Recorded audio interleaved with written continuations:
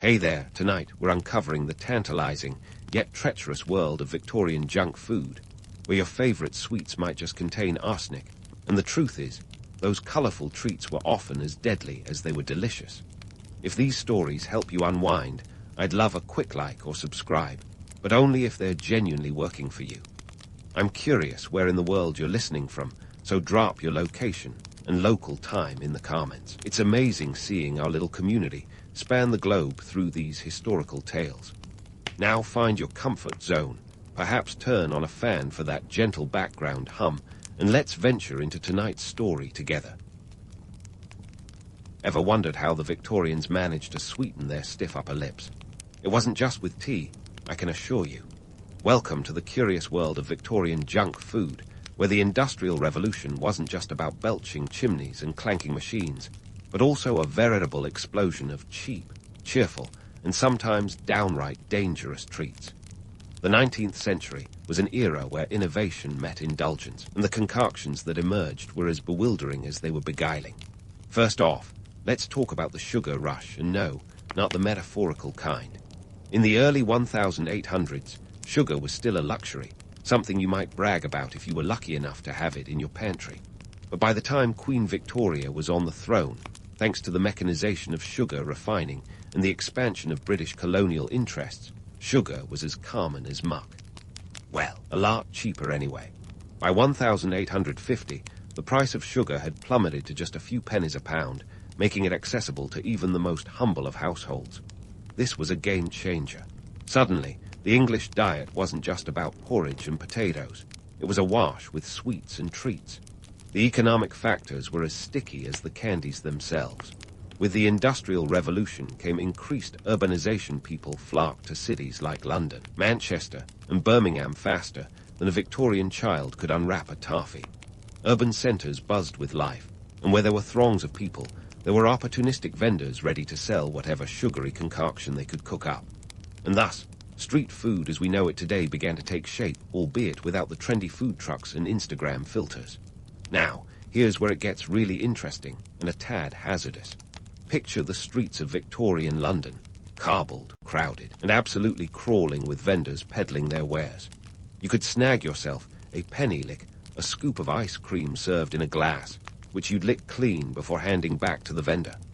Hygienic? Not so much. But at least it was cheap. And if you were feeling particularly adventurous, you might opt for a toffee apple, the predecessor to the caramel apple, though with more molasses and potentially fewer teeth left intact post-consumption. The social dynamics of the time were as layered as a Victorian trifle. These newfangled treats were not just about satisfying sweet teeth.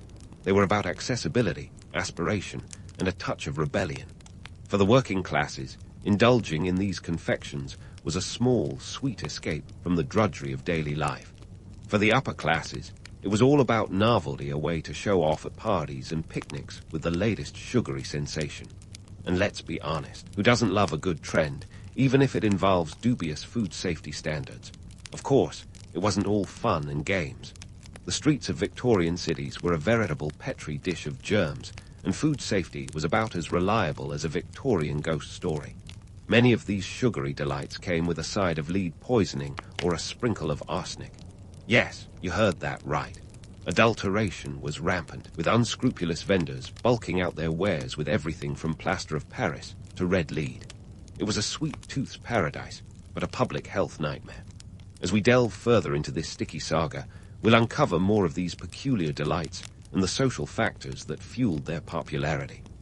The Victorian era was a time of contradictions where progress and peril went hand in hand, and where the allure of a candy apple could both delight and deceive. So, next time you bite into a sweet treat, spare a thought for the Victorians. They walked so we could run, or perhaps more accurately, they nibbled so we could nosh, with a little less lead and a lot more love in our snacks. Yet, the allure of those Victorian delicacies wasn't just in their sweetness. It was also in their seductive danger, like a carnival ride that might just fling you off at any moment. Now, let's talk about the uninvited guests that crashed the candy party. Lead and arsenic. Picture a world where your average sweet shop was more a chemistry lab gone rogue than a Willy Wonka wonderland. The lack of regulations in the 19th century meant manufacturers played fast and loose with additives, and consumers were the unwitting guinea pigs in this grand experiment. Lead, that heavy metal not meant for human consumption, found its way into candies through the use of bright colors. Yes, those eye-catching hues that made candies look so tempting were often achieved using lead-based compounds. Red lead, for instance, was used to give sweets a vibrant red tint. You might say it added a killer touch to the confectionery. In fact, it was so common that many children suffered from what was quaintly called lead colic, a term that sounds almost like it belongs in a nursery rhyme, but was anything but child's play. Arsenic, on the other hand, was the silent assassin. It was sometimes used to create green hues, most famously in the dye known as Shields green. This wasn't just a problem for sweets. It was found in everything from wallpaper to clothing. But when it came to candies, the stakes were disturbingly high. In 1858, the infamous Bradford sweets poisoning incident occurred when 20 people died after consuming peppermint lozenges laced with arsenic. The lozenges had been accidentally contaminated during production, a grim testament to the slapdash practices of the time. Now, let's not give the impression that these manufacturers were all mustache-twirling villains. Many were simply responding to the enormous demand for cheap, colorful confectionaries and the fierce competition that defined the Victorian market. If skimping on quality ingredients meant a little extra profit, well, that was just business. Besides, the absence of stringent consumer protection laws meant there was little risk of getting caught. It was an era when the phrase "buyer beware" wasn't just a caution, it was a survival tactic. It's worth noting that the public's tolerance for these harmful additives was surprisingly high, partly because many people were blissfully ignorant of the dangers lurking in their treats, but there was also a sense of resigned acceptance. After all, life in the Victorian era was rife with risks. Disease, industrial accidents, and poor sanitation were everyday threats. A little lead in your candy was just another roll of the dice. Moreover, the social dynamics of the time played a role in this tolerance.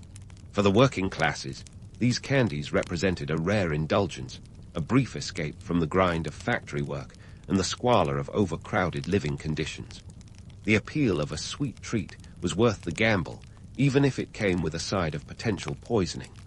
As for the wealthier classes, they were often shielded from the worst of these adulterations, as they could afford higher quality goods. But even they weren't entirely immune to the allure of bright, cheap candies at a garden party. Let's not forget the role of the media in this sweet and sour saga.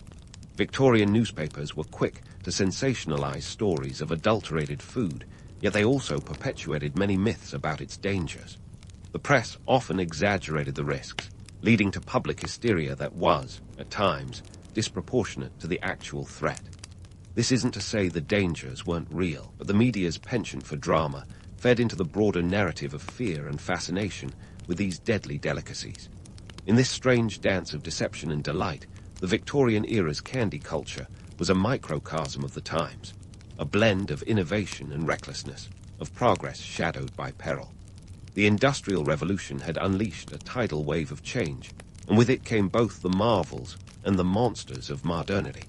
So next time you unwrap a candy bar, give a silent nod to those fearless Victorians who braved the confectionery minefield, so we might indulge a little more safely. But hold that thought. Our exploration into this sweetly sinister world is far from over.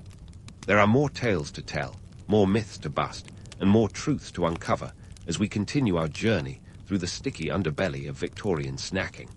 As we continue this sugar-coated stroll through the Victorian era, let's dive into the peculiar realm of novelty foods that had the Victorians risking life and limb for a taste of the exotic. Think of them as the 19th century answer to TikTok food trends, only with more arsenic and less avocado toast. The Victorians were nothing if not adventurous eaters, willing to swap dietary safety for a dash of spectacle. Let's kick things off with glow-in-the-dark jellies, Instagrammable desserts of their day. If Instagram had existed and wasn't just a distant dream in the minds of future techies, these jellies weren't just about satisfying a sweet tooth, they were about showing off. Guests at Victorian dinner parties could expect to be dazzled by desserts that literally shone under the gaslights, thanks to the addition of quinine, a chemical compound more commonly found in tonic water than in your dessert bowl. While quinine has medicinal benefits, such as treating malaria, its use in jellies was purely for that ethereal glow. And let's be honest, nothing says sophisticated host quite like serving a dessert that might just double as emergency lighting. Next up, we have the infamous sea serpent pie. Now, before you ask, no mythical creatures were harmed in the making of this dish. But the Victorians did have a flair for the dramatic, and calling something a sea serpent pie was a surefire way to impress, or at least bewilder, your dinner guests. These pies were often made with eel, a staple in the Victorian diet, but given a fanciful name to add a touch of the exotic. It's a classic case of marketing genius. Turn a slimy, slithery creature into a culinary masterpiece with just a sprinkle of imagination and a dash of deceptive nomenclature. Victorian society had a relentless appetite for the novel and the bizarre, and their food choices were no exception. This was a time when exoticism was all the rage, fueled by Britain's expanding empire and the influx of foreign goods and ideas. The Victorians were fascinated by all things exotic, from the spices of India to the teas of China, and they eagerly incorporated these into their culinary repertoire. But it wasn't just about flavor, it was about status. To serve something exotic at your table was to claim a piece of the empire, to flaunt your worldliness and sophistication. But let's not get too romantic about this culinary adventurism. While the idea of a glow-in-the-dark jelly might sound charming today, it's worth remembering that these novelties often came at a cost. The lack of food safety regulations meant that Victorians were unwittingly playing Russian roulette with their digestive systems. Exotic ingredients were intriguing, but they were also unregulated and unfamiliar, leading to numerous cases of food poisoning and other health hazards. It was a time when the thrill of the new came with a side of nausea, literally. And yet, the allure of these novelty foods was undeniable. They were symbols of progress, of an era hurtling towards modernity with all the enthusiasm of a steam locomotive. The Industrial Revolution had shrunk the world, making distant lands and their culinary treasures accessible to the British public. This newfound availability of exotic ingredients was both a marvel and a menace, offering a taste of the world beyond while also exposing the limits of Victorian food safety. But why were the Victorians so willing to gamble with their gut health for the sake of entertainment? Part of it was the sheer novelty. They were living in a time of constant innovation, and food was just another frontier to explore. But it was also about social status.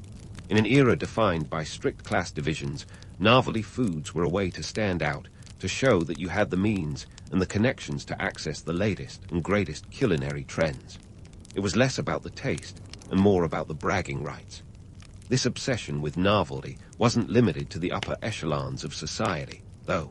Even the working classes, who might not have had the means to host lavish dinner parties, were swept up in the craze. Street vendors capitalized on this cultural moment, selling everything from imitation turtle soup, made with calf's head rather than actual turtle, to the latest candy concoctions. These foods were often cheap imitations of the exotic, yet they offered the same tantalizing promise of a taste of the extraordinary. In many ways, the Victorians' culinary adventures were a reflection of their era, bold, brash, and occasionally reckless. They were living in a world transformed by science and industry, and their food choices mirrored this brave new world. The risks they took at the dinner table were emblematic of a society eager to push boundaries, to embrace the new and the unknown, even when it came with a side of indigestion. So, as we nibble on this curious chapter of history, let's remember that the Victorians' love affair with novelty foods was as much about the thrill of the new as it was about the flavors themselves. It's a reminder that our ancestors were just as prone to fads as we are today, only with a bit more arsenic and a lot less regulation. And rest assured, there's still more to uncover in this delectable dive into the past.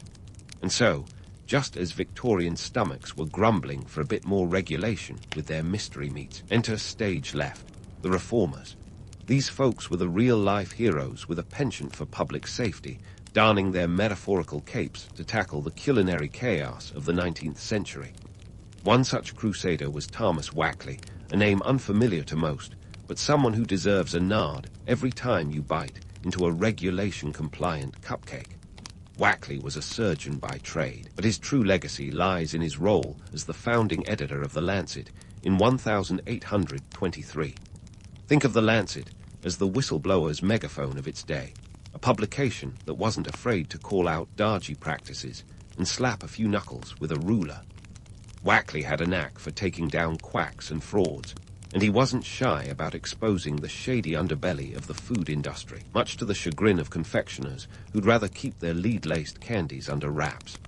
Under Wackley's editorial eye, the Lancet became a powerhouse of public health advocacy. It wasn't just about pointing fingers. It was about educating the masses. The publication routinely featured exposés on adulterated foodstuffs, revealing the gruesome details with the kind of flair that would make today's investigative journalists proud. Whether it was arsenic in your sugar or chalk in your milk, Wackley and his crew were on it like a Victorian nanny on a naughty child. Now, let's add a little historical spice to the mix with the 1858 Bradford sweets poisoning incident. If there was ever a wake-up call for food safety, this was it. 20 souls tragically perished because some enterprising confectioner thought it was a grand idea to bulk out peppermint lozenges with arsenic. The event was a catalyst of sorts, stirring the pot of public opinion and putting pressure on lawmakers who had been blissfully snoozing through the era's culinary debauchery. As the century rolled on, the drumbeat for reform grew louder. The public, increasingly aware of the lethal lardery they were playing with each meal, began to demand change. It was a slow burn, mind you. Victorian bureaucracy wasn't known for its speed. But by the 1860, the scales started to tip in favor of regulation, thanks in large part to the tireless efforts of reformers like Wackley. The first significant legislative milestone in this saga of safety was the Adulteration of Food and Drink Act of 1860. While it might not have been the most robust piece of legislation, it was a start. The act mandated fines for those caught selling adulterated food, but enforcement was sparty at best. Still, it laid the groundwork for future laws and represented a critical shift in the public's expectations of food safety. Fast forward to 1875, and we witnessed the Food and Drugs Act, which took the 1860 Act's tentative steps and turned them into a brisk jog. This new piece of legislation expanded the definition of food adulteration and imposed stricter penalties. It was a sign that the government was finally waking up to the fact that a healthy population was a productive one, and that meant keeping poison out of the pudding. The push for regulation wasn't just about protecting the public's health, though. It was also driven by economic pragmatism. The Industrial Revolution had transformed Britain into a global powerhouse, but a sickly workforce wasn't good for business. Employers and economists alike began to see the value in ensuring that workers weren't keeling over from a bad batch of sweets. Equally compelling were the social dynamics at play. A more educated populace meant that people were increasingly aware of the dangers lurking in their food. The expanding print media, including Wackley's Lancet, fueled this awareness. Newspapers were eager to splash sensationalist headlines about the latest food scandal, feeding a public hunger for reform as ravenous as their appetite for novelty candies. Yet, let's not paint too rosy a picture. While these legislative efforts were a step in the right direction, they were far from perfect. Enforcement was inconsistent, and many unscrupulous vendors simply found new ways to skirt the law. It was a game of regulatory whack-a-mole, and the moles had plenty of hiding spots.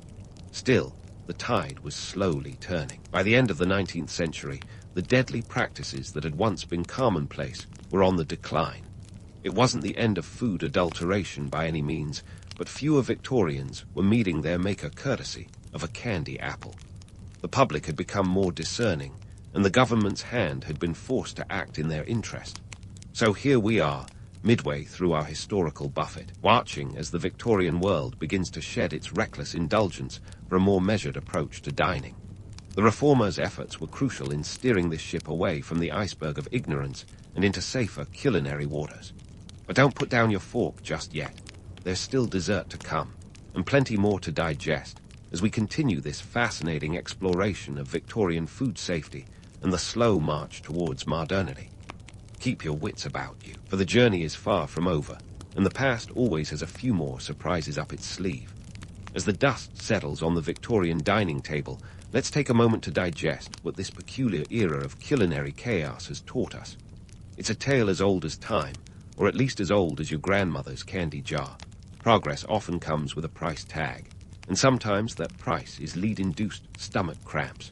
The Victorians, in their quest for novelty and indulgence, served as unwitting pioneers in the perilous world of food safety, shining a gaslight on the darker sides of industrialization that would eventually lead to the more stringent regulations we enjoy today. Our modern food safety laws, with all their acronyms and bureaucratic lingo, owe a surprising debt to the Victorian era's culinary misadventures. The Bradford sweets poisoning of 1858 was not just a tragic event.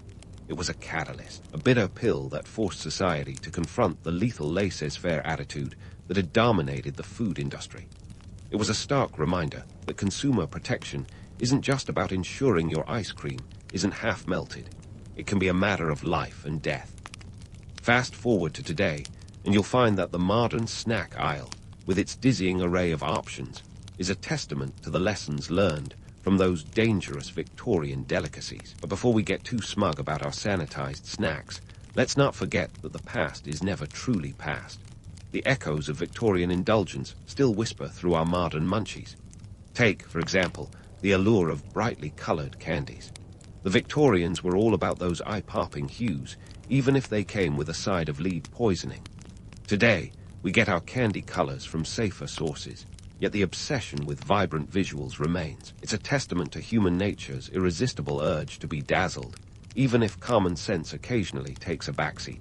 And speaking of irresistible urges, consider the rise of convenience foods. The Victorians, with their bustling street vendors and penny licks, were the OGs of on-the-go snacking. They laid the groundwork for today's fast food culture, where speed and accessibility often trump nutritional value. It's a legacy that's hard to ignore when you're grabbing a sugary snack from the nearest vending machine, a modern descendant of those Victorian street carts. But let's not sugarcoat it. Pun absolutely intended. Our modern snacks, though safer, still face the challenge of balancing indulgence with health. We might have swapped arsenic for artificial sweeteners, but the debate over their safety rages on. And while today's food manufacturers aren't likely to bulk out their products with plaster of Paris, the quest for profit often leads to questionable ingredient choices, echoing the cutthroat economics of the Victorian marketplace. So, what can we learn from this sticky saga? For starters, progress isn't linear or neat. It's a messy, sometimes dangerous journey fraught with missteps and misadventures. The Victorian era serves as a potent reminder that innovation, while invaluable, requires vigilance and regulation to ensure that the sweet fruits of progress don't turn sour. The fact that we can enjoy a candy bar without worrying about lead poisoning is a testament to the power of reform. A reform that was hard-won by voices like Thomas Wackley's, who dared to call out the dangers lurking in plain sight. As we wrap up this sugary stroll through Victorian snacking, let's end on a lighter note with a nod to some of the bizarre delicacies that mercifully didn't make it to modern menus. Take, for example, the curious case of soused hog's face, a dish that sounds like something out of a Dickensian horror story rather than a dinner menu. This porcine oddity was a favorite among those with a taste for the unconventional, or perhaps just a very strong stomach. And who could forget the delightfully named Mark turtle soup, a dish popularized by Lewis Carroll's Alice's Adventures in Wonderland. It was made not with turtle, but with calf's head. The Victorians had a knack for rebranding the mundane as the exotic, a trend that thankfully hasn't carried over to today's culinary scene. After all, there's only so much one can do with a calf's noggin before it becomes a crime against gastronomy.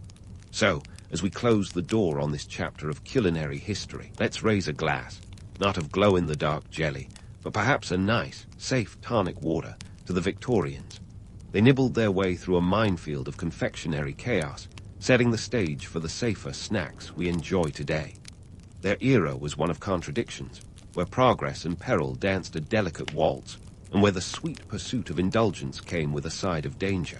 It's a legacy that's as deliciously complex as the finest trifle, and one that reminds us that the road to modernity, while paved with good intentions, is often littered with the crumbs of hard-earned lessons. Ever wondered how to transform a bunch of trees into a sleek, sea-cutting marvel? Welcome to the world of Viking shipbuilding, where every plank of wood was a ticket to glory, or, the next village over. Forget about wooden ships being clunky tubs. The Viking longship was the medieval equivalent of a sports car, nimble, quick, and undeniably stylish. If you were a Viking, these ships weren't just transportation. They were extensions of your very Viking essence. Now, let's talk wood. You weren't just grabbing any old tree for this task. Nope, those longships were typically crafted from oak, a wood so durable it could practically laugh in the face of the North Atlantic's icy wrath. Oak was the preferred choice because it was both sturdy and flexible, able to bend without breaking. Kind of like that one friend who can do yoga but still eats pizza every Friday night. Crafting one of these bad boys wasn't a weekend project. It took a skilled craftsman months, sometimes a whole year, to build a single longship. You'd start with the keel, the backbone of the ship, and then add the strakes, planks that overlapped each other like scales on a fish. This clinker-built method was what gave Viking ships their legendary speed and agility. Imagine slicing through water with the grace of an Olympic swimmer, leaving lesser vessels barbing in your wake. And talk about speed. These longships could reach up to 15 knots, which, for the landlubbers among us, translates to about 17 miles per hour. Faster than your granny's scooter, that's for sure. This speed made them perfect for quick raids and fast getaways. In case your neighbors didn't appreciate you borrowing their livestock. But what about those iconic dragon heads? Did they really fend off sea monsters? Sorry to burst the bubble, but no. They were more like the Viking equivalent of branding, a way to let everyone know who was coming to town, or to pillage it. The heads were often removable, possibly to avoid scaring off the local spirits when approaching friendly shores. So, more psychological warfare than actual monster deterrent. The real monsters were usually in the crew. These ships weren't just about getting from A to B either. They were about projecting power and prestige. Each longship was a floating billboard for its owner's wealth and status. If you were a Viking chieftain, you wanted the biggest, baddest ship out there. Something that shouted, "I conquered half of England, and all I got was this lousy longship." Speaking of England, let's not forget the political and social currents these ships were navigating. Back in the 9th and 10th centuries, Europe was a patchwork quilt of territories constantly at war, and the longship was the needle stitching it all together. Vikings used these vessels to explore, trade, and yes, conquer. They were the original disruptors, shaking up the medieval world like it was a snow globe. But it wasn't all sunshine and pillaging. Life at sea was brutal. Picture this. You're crammed into a wooden boat with 60 of your closest friends. No privacy, and the only bathroom is the ocean. At night, you're sleeping under the stars. Romantic until it rains, then it's just wet and miserable. Yet this shared hardship fostered a fierce camaraderie among the crew, a bond forged in salt water and sea spray. It's easy to romanticize these seafaring warriors, but the reality was far grittier. For every successful raid, there was a storm that could capsize your ship, drowning dreams of plunder in icy waters. Yet that very danger was part of the allure. The sea was a wild frontier, and to conquer it was to conquer a piece of the world itself. So there you have it, Viking shipbuilding in all its glory. A fusion of art and engineering, tradition and innovation. Next time you see a replica of a longship, remember it's more than just wood and nails. It's a testament to the ingenuity and audacity of a people who weren't afraid to set sail into the unknown, armed with nothing but their skills, their courage, and maybe, just maybe, a dragon head to scare off any nosy neighbors.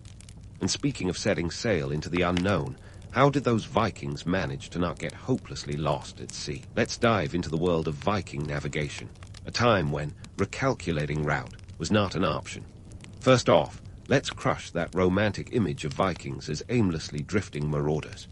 These guys were the GPS units of the medieval world, minus the annoying robotic voice. Despite what some might think, the Vikings didn't simply point their ships in a direction and hope for the best. They were savvy navigators, using nature's own tools to guide them across the vast and treacherous North Atlantic.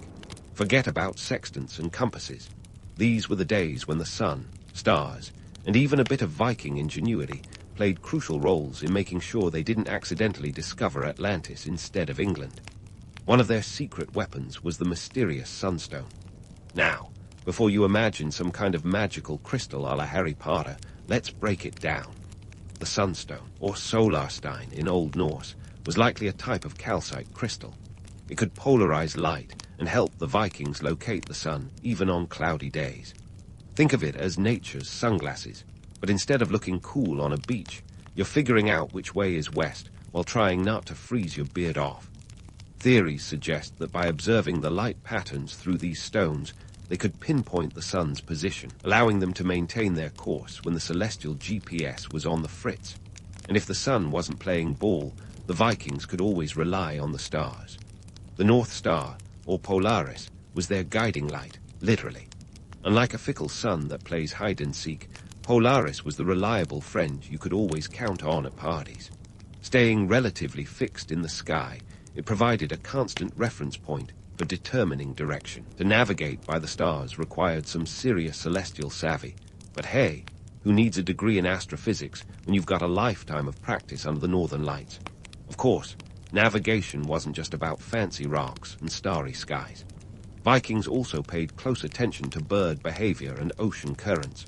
Before you dismiss this as primitive guesswork, consider that these methods were incredibly effective. When birds start heading inland, you know land isn't far off. And ocean currents, they're like invisible highways in the sea, guiding everything from plankton to longships. Vikings knew how to read these currents, using them to their advantage as they hopped from Norway to Greenland and beyond. Now, let's address the elephant, or rather the blood eagle, in the room. Picture this, a brutal, gory practice where victims had their ribs cracked open and lungs pulled out to flap like wings. Sounds like something straight out of a horror movie, right? Well, that's because it probably is. While the blood eagle is an evocative tale, most historians agree it's more myth than fact, possibly a misinterpretation or exaggeration of Norse sagas. It's a reminder that not everything in Viking lore is as it seems. In reality, the Vikings were more focused on surviving the dangers of the sea than executing elaborate tortures. Speaking of survival, let's talk about the real challenges of open sea travel. Imagine being at the mercy of Mother Nature, who, let's face it, can be a bit of a drama queen. Storms were a constant threat, and one wrong move could send a longship to the bottom of the ocean. It's hard to pillage when you're trying not to drown, after all. Then there's scurvy, the sailor's worst nightmare. Without fresh produce, crew members would suffer from swollen gums and fatigue, or as we like to call it, the medieval version of a really bad hangover. The Vikings, however, were smart cookies. They often brought along preserved foods like salted fish and dried meats to ward off this vitamin C deficiency, making sure they were more savage than scurvy. And while we're on the topic of practicality, let's not forget the economics of these voyages. Raiding wasn't just for fun, it was a business model. Viking expeditions were carefully planned ventures, balancing risk and reward. The costs were high, from shipbuilding to provisioning, but the potential booty was worth it. Silver, slaves, and spices, these weren't just plunder. They were the currency in a growing network of trade routes that spanned from the Middle East to the icy shores of Newfoundland. Vikings were more than raiders. They were traders, connectors of worlds. Their voyages fueled economies back home and stitched together a patchwork of cultures across the seas. So, there you have it, a glimpse into the life of Viking seafarers, blending the romance of adventure with the gritty reality of survival. They may not have had Google Maps, but with a bit of celestial guidance, a touch of crystal magic, and a whole lot of guts, they navigated the unknown with a daring that echoes through history. Stay tuned as we continue to unravel the fascinating tapestry of Viking life, where legend and reality collide on the ever-shifting seas of time. So, you've got Viking ships slicing through the surf like medieval speedboats and navigators who could find their way across the Atlantic with nothing but a sunstone and some serious stargazing skills. But what about the part where these warriors of the waves had to eat? Spoiler alert, it wasn't all about mead and mutton, no matter what your favorite Viking shows might suggest. Let's start by setting the record straight on the whole mead thing. Sure, it was the drink of choice at the local mead hall, but you can't exactly keep barrels of honey wines sloshing around on a longship. That would be a recipe for a sticky disaster. On the high seas, practicality was the name of the game.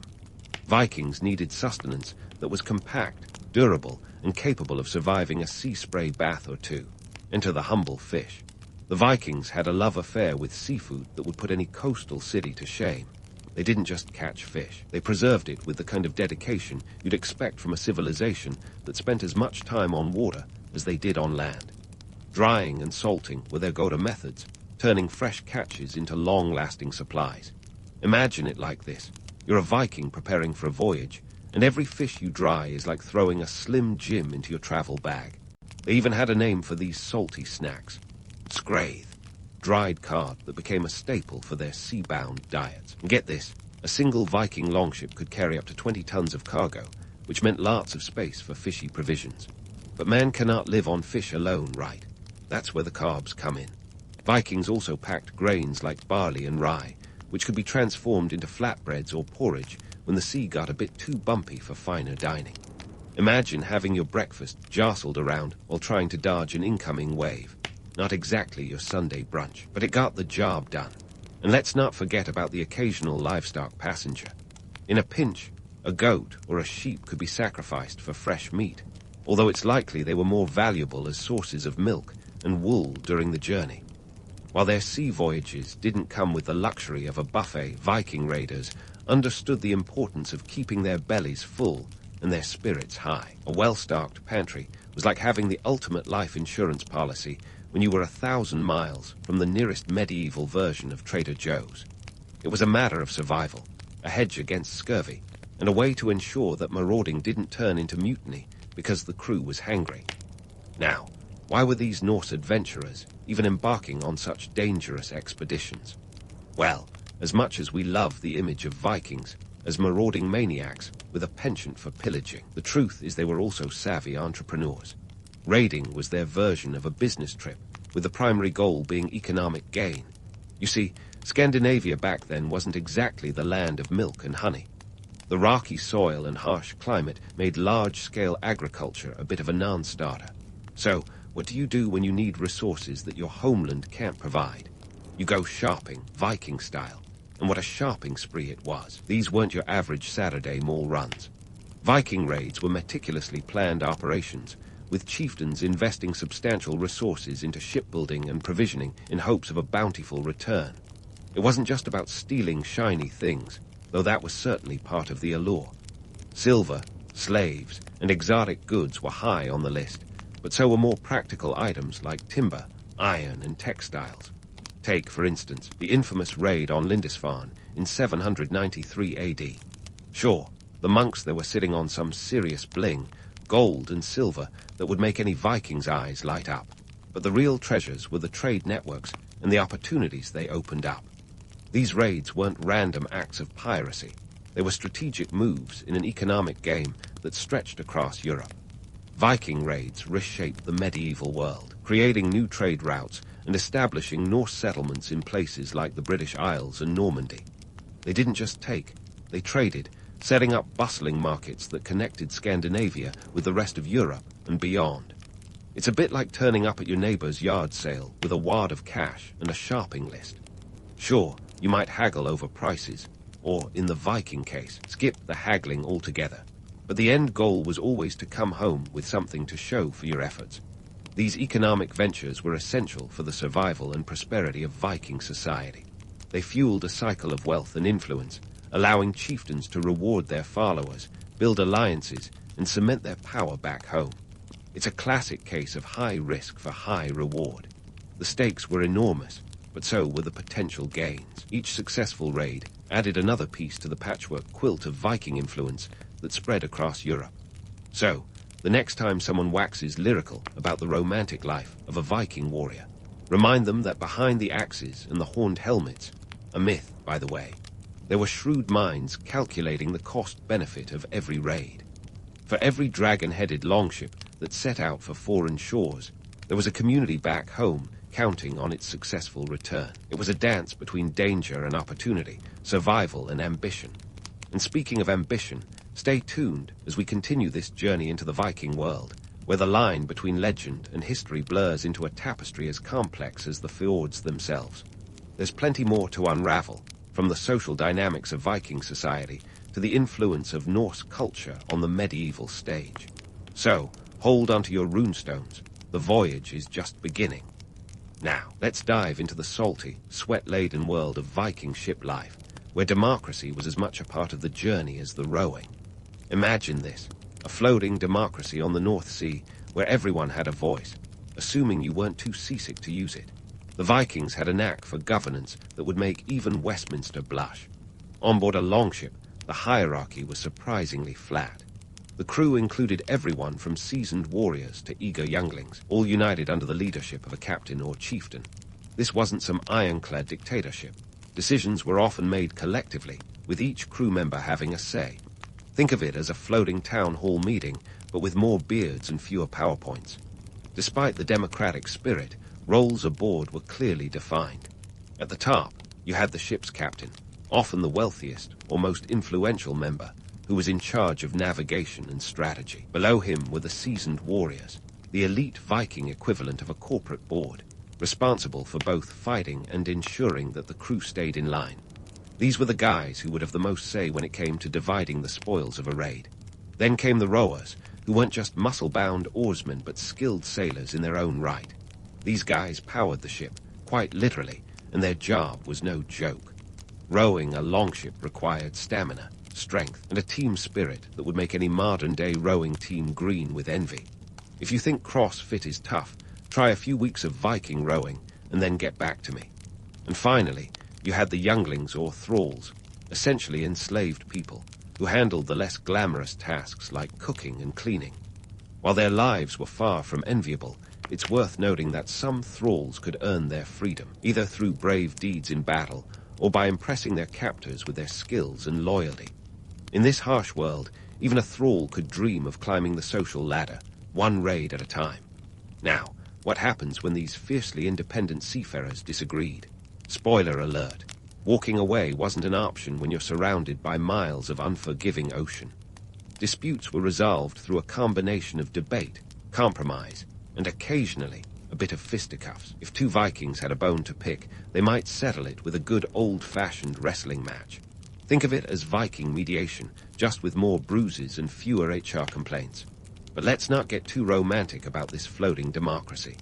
Life aboard a longship was no picnic. When the sea was calm, boredom was a constant companion. To keep morale high, the crew relied on storytelling and music. A good skald, a Viking poet, was worth his weight in gold, weaving tales of gods and heroes to entertain and inspire. They were the Netflix of their day, minus the subscription fee. Now, let's address one of the most tantalizing myths about Viking warriors, the berserker. Picture a raging warrior, frothing at the mouth, wielding an axe with the kind of abandon that would make a rock star jealous. The image of the berserker is iconic, but was it true? The answer is, well, complicated. The berserkers were said to enter a trance-like state, becoming impervious to pain and fear. Some historians suggest they consumed hallucinogenic mushrooms or alcohol to achieve this frenzy. Others believe the berserker rage was more myth than reality, a tale spun to intimidate enemies and rally fellow warriors. Regardless of how berserkers achieved their legendary state, or if they even existed at all, the legend served a purpose. It reinforced the image of Vikings as fearsome warriors, striking terror into the hearts of their enemies before a single blow was struck. In truth, most Vikings were less concerned with going berserk and more with keeping their wits about them. Life at sea required a cool head and a steady hand, especially when navigating stormy waters or engaging in battle. Losing control wasn't just risky. It could mean the difference between a successful raid and a watery grave. The reality of Viking seafaring life was a far cry from the romanticized tales of constant combat and endless plunder. It was a world of camaraderie and conflict, of shared hardships and fleeting triumphs. The sea was an unpredictable mistress, offering both opportunity and peril, and it took a certain kind of person to thrive in such an environment. So, next time you hear tales of Viking berserkers or democratic seafaring, remember that reality was both grittier and more nuanced than legend suggests.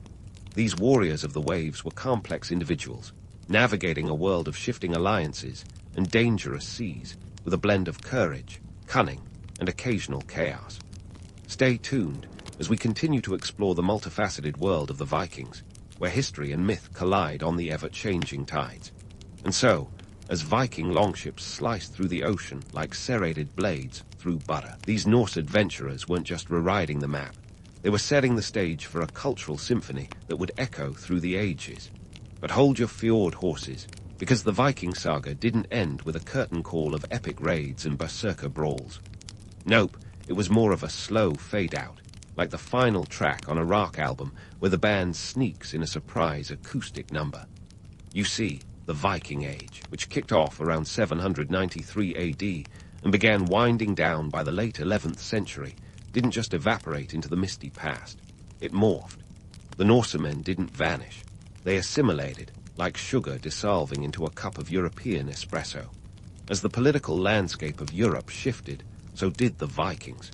They found themselves woven into the very fabric of the societies they once raided. It's a bit like the ultimate game of cultural musical chairs, where everyone finds a seat, but in a new configuration. Take Normandy, for instance. The name itself is a dead giveaway, land of the Northmen. In 911 AD, a Viking chieftain named Rollo was granted land by the French King Charles the Simple. In exchange for swearing fealty, Rollo and his men put down roots, trading their longships for land deeds. Fast forward a bit, and his descendants, most famously William the Conqueror, would cross the Channel in 1066 and change the course of English history forever. Talk about a legacy move. That's the Viking equivalent of winning the medieval Powerball. But the Vikings didn't just influence politics. They were the connective tissue of a burgeoning trade network that stretched from the icy reaches of the North Atlantic to the opulent courts of Byzantium. These guys were the medieval Silk Road's northern cousin, peddling everything from walrus ivory to fine silks, making it rain silver coins across continents. They were a bit like the Amazon Prime of their day, minus the 2-day shipping guarantee. Take the town of Hedeby, one of the largest trading centers in northern Europe during the Viking Age.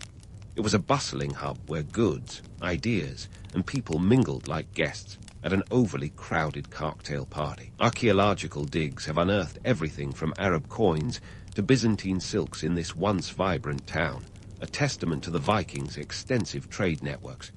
They were more than just marauders. They were merchants, cultural ambassadors with a penchant for exploration. And let's not forget their expansive reach.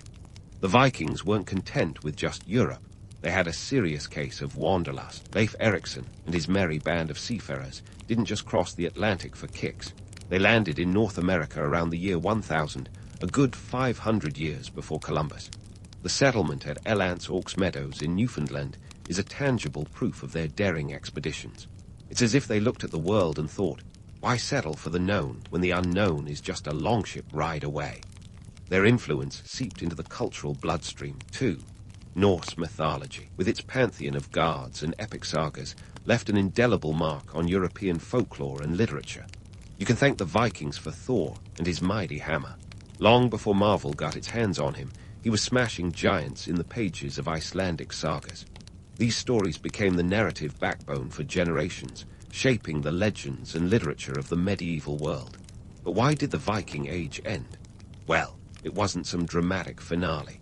Rather, it was a combination of evolving political structures, economic changes, and let's be honest, the Vikings themselves growing a little tired of the whole pillage and plunder routine. As European kingdoms solidified and became more centralized, the opportunities for raiding dwindled. Countries like England and France got their act together, fortifying towns and building armies that were less inclined to hand over their cattle and silver without a fight. Moreover, the Vikings found new ways to thrive. They began to integrate into the societies they once raided, swapping their axes for plows. Scandinavian kingdoms like Denmark, Norway, and Sweden started to form, and with them, the focus shifted from raiding to ruling. It was the ultimate career pivot, going from marauding warriors to monarchs and traders. Yet, the echoes of the Viking Age reverberate even today. The Norse legacy is a patchwork of cultural exchanges, maritime advancements, and economic shifts. They didn't just stir the pot, they changed the recipe, leaving a legacy that's as enduring as the runestones they carved. In the end, the Vikings weren't just seafaring warriors. They were catalysts of change, explorers of the unknown, and traders of the tangible and intangible. So, next time someone mentions the Vikings, remember they were more than the caricatures of horned helmets and pillaging hordes. They were a complex tapestry of ambition and adaptability, and their story, much like their voyages, is one for the ages. And there we have it, folks, The tale of the Vikings isn't just a saga of sails and swords. It's a chronicle of curiosity and commerce, of how a group of Norse adventurers influenced the course of history from their wind-whipped decks. So, whether you're dreaming of dragon-headed ships or considering the quiet power of cultural exchange, remember, the legacy of the Vikings is as vast and deep as the seas they conquered. In the grand tapestry of human history, few things are as impressive and as deceptively mundane as the Roman road.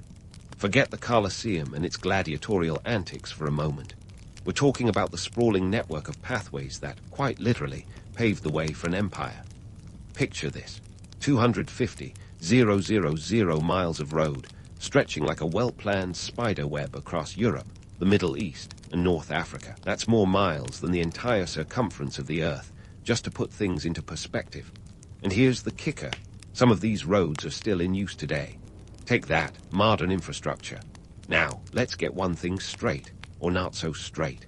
The myth of the perfectly straight Roman road is just that, a myth. Sure, they like their roads to be as direct as possible, but even the Romans weren't about to blast through a mountain just to keep a straight line. They could navigate around obstacles with a savvy that suggests they weren't just brawn but brains too. They were practical folks, after all. If a hill stood in the way, a bit of a detour wasn't out of the question. So why did the Romans go to all this trouble? Well, the roads served as the empire's arteries, pumping economic and military lifeblood wherever needed. Picture merchants carting exotic goods from the farthest reaches of the empire back to Rome, each transaction a tiny cog in the vast economic machine. The Romans were nothing if not pragmatic. They knew that controlling trade routes meant controlling wealth, and controlling wealth, well, that was just another way of controlling power. Consider this: a legion, the backbone of Roman military might, could march up to 20 miles a day thanks to these roads.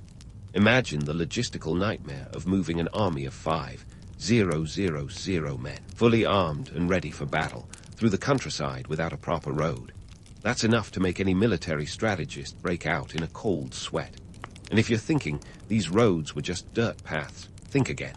We're talking layers of gravel, stones, and sand, topped with paving stones that larked together like ancient Lego bricks. The Romans even had drainage systems to prevent water damage. The average width, about 14 feet, enough room for 2 chariots to pass by each other without a hitch. Of course, this wasn't some altruistic public works project. Building these roads was as much about flexing imperial muscles as it was about facilitating travel.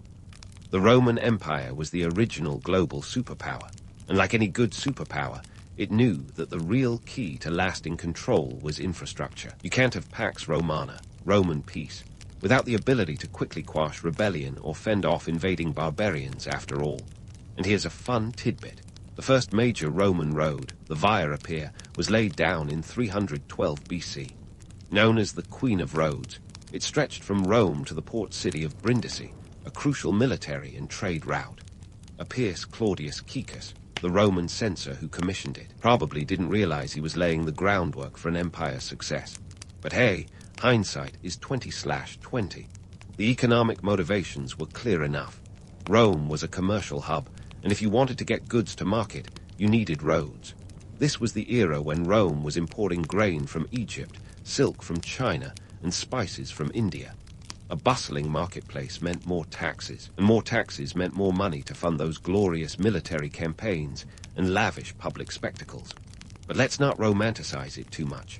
The laborers who built these roads weren't exactly doing it out of civic pride or love for the empire. Many were slaves or conscripted workers, toiling under the watchful eyes of Roman engineers. It was grueling work, often in harsh conditions. The sun would beat down mercilessly as they laid stone after stone, all for the glory of Rome. In the grand scheme of Roman achievements, the roads might not sparkle like marble statues or dazzle like the aqueducts with their gravity-defying arcs, but they were the veins of an empire that carried the pulse of civilization across continents. They were a testament to Roman ingenuity and ambition, the backbone of an empire that has long since crumbled, but whose legacy still echoes every time a weary traveler takes a step down an ancient Roman path. So next time you're stuck in traffic, just remember, at least you're not doing it in sandals. So, While you're stuck in traffic with your shoes off, let's dive into the marvels of Roman aqueducts, a feat of engineering that quenched the urban thirst of an empire. Now, if you think hauling water is as simple as grabbing a bucket, you're in for a surprise.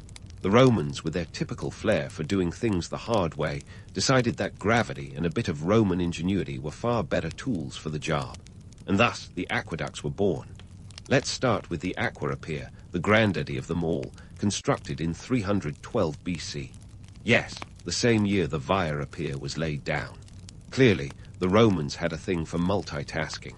This 64-kilometer-long masterpiece delivered water straight into the heart of Rome, relying on nothing more than a subtle gradient and a lot of math.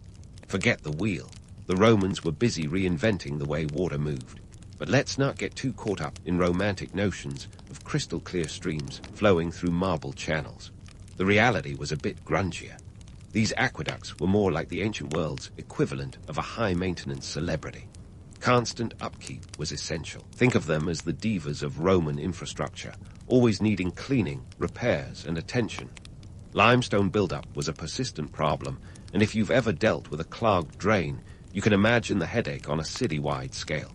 Speaking of headaches, let's talk about the economic impact.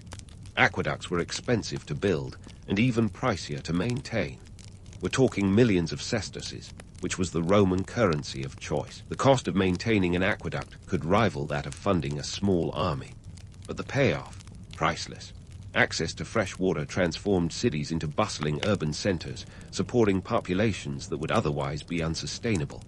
In the grand chess game of empire building, aqueducts were a power move. So why didn't the Romans just build a bigger bucket and call it a day? Simple. Scale and efficiency. Moving water by hand or beast would have been ridiculously inefficient for a city the size of Rome, which had a population of over 1 million at its peak.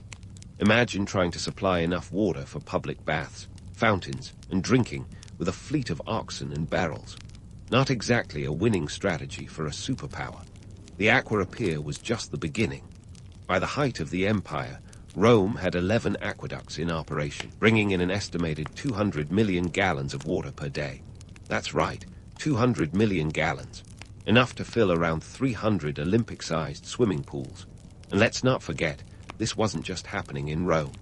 Cities across the empire got their own versions of these watery wonders, turning aqueducts into status symbols of a city's importance. Of course, with great engineering comes great complexity. The aqueducts were marvels of precision. Engineers had to calculate the perfect gradient. Too steep, and the water would rush too quickly, causing damage. Too shallow, and the flow would stagnate, turning fresh water into a breeding ground for mosquitoes. It's a wonder they managed it with nothing more than sightlines and rudimentary tools. Talk about nailing it. But as with all things Roman, politics played its part. Control over water supply was as much about power as it was about plumbing. The Aqua Pier was named after Appius Claudius Caecus, who also happened to be the mastermind behind the Via Pier. Coincidence? I think not. Water was a commodity, a tool for influence, and those who controlled it wielded significant power. Let's not gloss over the darker side. Like the roads, the construction of these aqueducts involved back-breaking labor. Slaves and conscripted workers toiled under harsh conditions, chiseling through rock and laying stone channels. It was grueling work, often done in the blistering sun or damp underground tunnels, all for the glory of Rome, or more accurately, the convenience of its elite. Despite the grime and grit, these aqueducts were a testament to Roman ambition and ingenuity. They fed the baths that were the social hubs of Roman life, fueled the fountains that dotted the cityscape, and even provided water for the mighty naval battles staged in the Colosseum. Without aqueducts, Rome wouldn't be the Rome we know. They were the veins and arteries, carrying the lifeblood of an empire in a way that no bigger bucket ever could. So next time you turn on the tap, spare a thought for the ancient Romans and their incredible feats of engineering. We've come a long way since then, but those ancient aqueducts, they're still in use in some parts of the world today. That's right.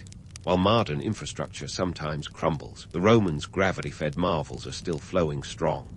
And that's the kind of legacy that outlasts even the mightiest of empires, proving that in the game of history, sometimes the simplest ideas have the most enduring impact. And speaking of legacies that outlast even the mightiest of empires, let's shift our gaze to the Roman Colosseum, a monument to spectacle, ambition, and a societal penchant for bloody entertainment that makes modern sports look downright genteel. Built between AD 70 and 80, this architectural marvel could host up to 80,000 spectators, all eager to witness the ultimate reality show of the ancient world, gladiatorial games. Yep, forget scrolling through endless streaming options. This was Rome's idea of a binge watch. Now, let's get one thing straight. The Colosseum wasn't just a place for casual weekend plans. This was the Super Bowl, the Oscars, and a rock concert all rolled into one, but with a lot more screaming, and well, a lot more blood. The Colosseum, or the Flavian Amphitheater as it was originally known, was commissioned by Emperor Vespasian, completed by his son Titus, and was a testament to the political acumen of the Flavian dynasty. They knew that the quickest way to a Roman citizen's heart was through a glorious spectacle, or at least through their eyes, since the heart was probably a bit squeamish for what was on display. The sheer scale of the Colosseum boggles the mind. Standing at approximately 157 feet tall, with a circumference of about 788 feet, it was the largest amphitheater ever built. Constructed from a mix of travertine stone and concrete, it was a marvel of engineering, complete with a retractable awning system known as the velarium to keep the sun off the spectators. Yes, the ancient Romans invented the stadium roof, who knew that innovation and blood sport were such a dynamic duo. But let's not romanticize this architectural wonder too much. The Colosseum didn't spring up overnight through sheer willpower and elbow grease. It took the labor of tens of thousands of slaves, many of whom were captured during the Jewish War. These workers toiled under harsh conditions, hauling massive stones and mixing concrete under the relentless Italian sun. Turns out, not all roads lead to Rome. Some were built right there, block by block, often by those who had no choice in the matter. Once completed, the Colosseum wasn't just a venue. It was a stage for political theater. The emperors who presided over these games weren't just there to entertain. They were there to reinforce their power, distract the populace, and remind everyone who held the reins. Bread and circuses, as the saying goes. And while the bread might have been in short supply, the circuses were second to none. Games themselves were costly affairs, both in terms of human life and cold, hard cash. Staging these events could set the state back millions of sesterces. To put that into perspective, a single sesterce could buy you a loaf of bread or a pint of cheap wine. Imagine the budget meetings. Let's see, we could either fund a new aqueduct or ensure that Flavius gets eaten by a lion. Decisions. But in a society where public approval was as fleeting as a summer breeze, the spectacle was worth the price. And what a spectacle it was. The Colosseum's inaugural games reportedly lasted 100 days, featuring everything from gladiatorial combat to mock sea battles. Yes, you heard that right, sea battles. The arena could be flooded using a series of aqueducts specially designed for the occasion, turning the floor into a mini-ocean where naval engagements were staged. Forget CGI. The Romans were all about practical effects, even if it meant a bit of splash damage in the cheap seats. But let's talk gladiators, the stars of the show. These weren't just muscle-bound brutes. They were a curious mix of slaves, criminals, and volunteers. Yes, volunteers. Some free men took up the sword seeking fame and fortune, much like modern-day athletes chasing glory on the field. Gladiators were trained in special schools, or ludus, where they honed their craft. They might have been celebrated and cheered, but let's not forget the grim reality. Most fights ended with one of the participants meeting the business end of a sword or spear. The appeal of these games was undeniable, yet it's hard to ignore the ethical quagmire they represent. The Romans, for all their advancements in law, engineering, and governance, had a taste for violence that bordered on the macabre. It was entertainment, sure, but it was also a stark reminder of the darker side of human nature. The thrill of the fight, the roar of the crowd, the gamble of life and death, all played out in the most public of arenas. This wasn't just about bloodlust, though. It was a way to instill discipline, to demonstrate the power of Rome, and to keep the masses placated. The games were free to attend, with seeding strictly regulated by social status, because even in death games, hierarchy mattered. Senators and nobles got the best seats, while the plebeians and women were relegated to the upper tiers. It was a microcosm of Roman society, laid bare for all to see. And yet, Despite the violence and the bloodshed, the Colosseum remains one of the most iconic symbols of Rome.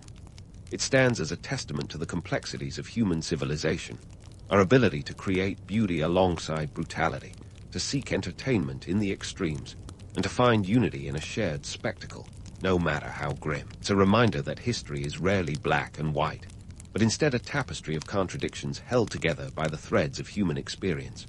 So, the next time you find yourself at a sporting event, cheering on your team or booing the referee, spare a thought for the Romans who sat in the Colosseum, doing much the same, though hopefully with fewer casualties. And remember, while the world has changed in countless ways, the core of human nature remains remarkably consistent. We still crave spectacle, we still cheer for our champions, and we still gather together, drawn by the power of shared experience. Only now, we do it with slightly less blood. And while the Colosseum was Rome's answer to a blockbuster mega-event, let's stroll over to another Roman marvel that screams iconic, with a touch more sophistication and a lot less bloodshed. The Pantheon. Picture a structure so ahead of its time that it set the bar for architectural brilliance for over a millennium. That's right. This 142-foot-tall dome held the world record for the largest unreinforced concrete dome for 300 years. If that's not a mic drop moment in architectural history, I don't know what is. Let's start with the dome itself, the crown jewel of the Pantheon, built around 118-128 AD under Emperor Hadrian. Yes, the same Hadrian who was fond of wall building. This dome was a feat of mathematical genius. Constructed from layers of concrete mixed with lighter materials as it ascended, it was the ancient equivalent of a layer cake, designed by Pythagoras. The Romans cleverly adjusted the density of the concrete, using heavier stones like basalt at the base and lighter pumice near the top. It's a literal weight loss strategy that modern architects can only applaud. Now, if you're wondering how this dome manages to stay up without crumbling like a cookie in milk, look no further than the Oculus. This gaping 27-foot-wide hole at the dome's apex isn't just there to let in the sunlight and rain, though it does that quite dramatically. It's an architectural masterstroke that reduces the weight at the dome's weakest point. Talk about having your cake and eating it too. The Oculus also created a celestial spectacle, with the sun's rays moving across the interior like a divine spotlight, reminding visitors of the heavens above. Who needs a roof when you have cosmic theater? But the Pantheon isn't all about heavenly inspiration. Let's dig into the earthly motivations behind its creation. Originally built by Agrippa in 27 BC, the Pantheon was later rebuilt by Hadrian. And while the romantic version might have you believe it was a temple dedicated to all gods, the reality is a bit more political. Hadrian, known for his architectural ambitions and strategic thinking, saw in the Pantheon a chance to flex Roman might and ingenuity. It was a statement piece, a reminder that Rome wasn't just about conquering lands, but also about conquering the very limits of human achievement. The Pantheon was a political chess move wrapped in a concrete masterpiece. By reconstructing it, Hadrian was not only honoring his predecessor, Agrippa, whose name he prominently displayed on the facade, but also cementing his own legacy. It was Hadrian's way of saying, look what we Romans can build. And yes, I'm taking credit for it without erasing the past. Political savvy at its finest, wouldn't you say? But let's not ignore the elephant in the room, or rather, the elephants that didn't get into the room. The Pantheon has often been shrouded in myths of divine inspiration and celestial design, yet the truth is it was as much about human endeavor as divine favor. The genius of Roman engineering lay not in divine intervention, but in the sweat and toil of countless laborers who knew their craft better than most. These were men who understood the properties of concrete and the mathematics of arches and domes, and who executed a vision that was as ambitious as it was audacious. And speaking of audacity, the Pantheon has survived where others have crumbled. While Rome fell and empires turned to dust, the Pantheon stood resilient, largely because it was repurposed as a church in the 7th century AD. Talk about adapting to survive. This change of use ensured its preservation through the Middle Ages, when many other Roman structures were scavenged for their materials. Economically, the Pantheon was a statement of wealth and power. The cost of such a construction wasn't trivial. It was funded by the spoils of war and the labor of slaves, a reminder that even the most beautiful of achievements often come at a steep human price. The Pantheon was a public building, free for all to enter, yet it whispered of the might and reach of the Roman Empire, its very existence a testament to the resources at Rome's disposal. The Pantheon is a paradox, both a wonder of the ancient world and a reminder of the stark realities of empire building. It stands today as a symbol of Rome's enduring legacy, a place where art and mathematics, politics and religion all meld into a singular experience that captivates visitors from around the globe. It's a piece of history that continues to defy time, much like the city that built it. So next time you find yourself underneath its dome, craning your neck to gaze up at that Oculus, think not just of the gods it was said to honor, but of the sheer human willpower that brought it into being. And while you're at it, maybe ponder the fact that sometimes the greatest feats of humanity aren't the ones that shout the loudest, but those that stand the longest. As you leave the Pantheon, let its story linger, because in this grand narrative of history, the Pantheon is a chapter that refuses to be closed. Speaking of chapters that refuse to be closed, let's turn our gaze to the sprawling urban jungle that was Rome itself. Imagine a city built not just on 7 hills, but on ambition, ingenuity, and a touch of chaos.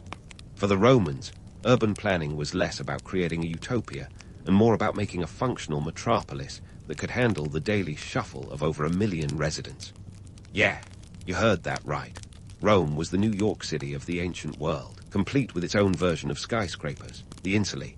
Now, insulae might sound like a fancy Italian dish, but they were actually ancient apartment blocks, and they came with all the charm and hazards you'd expect from a multi-story building in a city with no fire codes.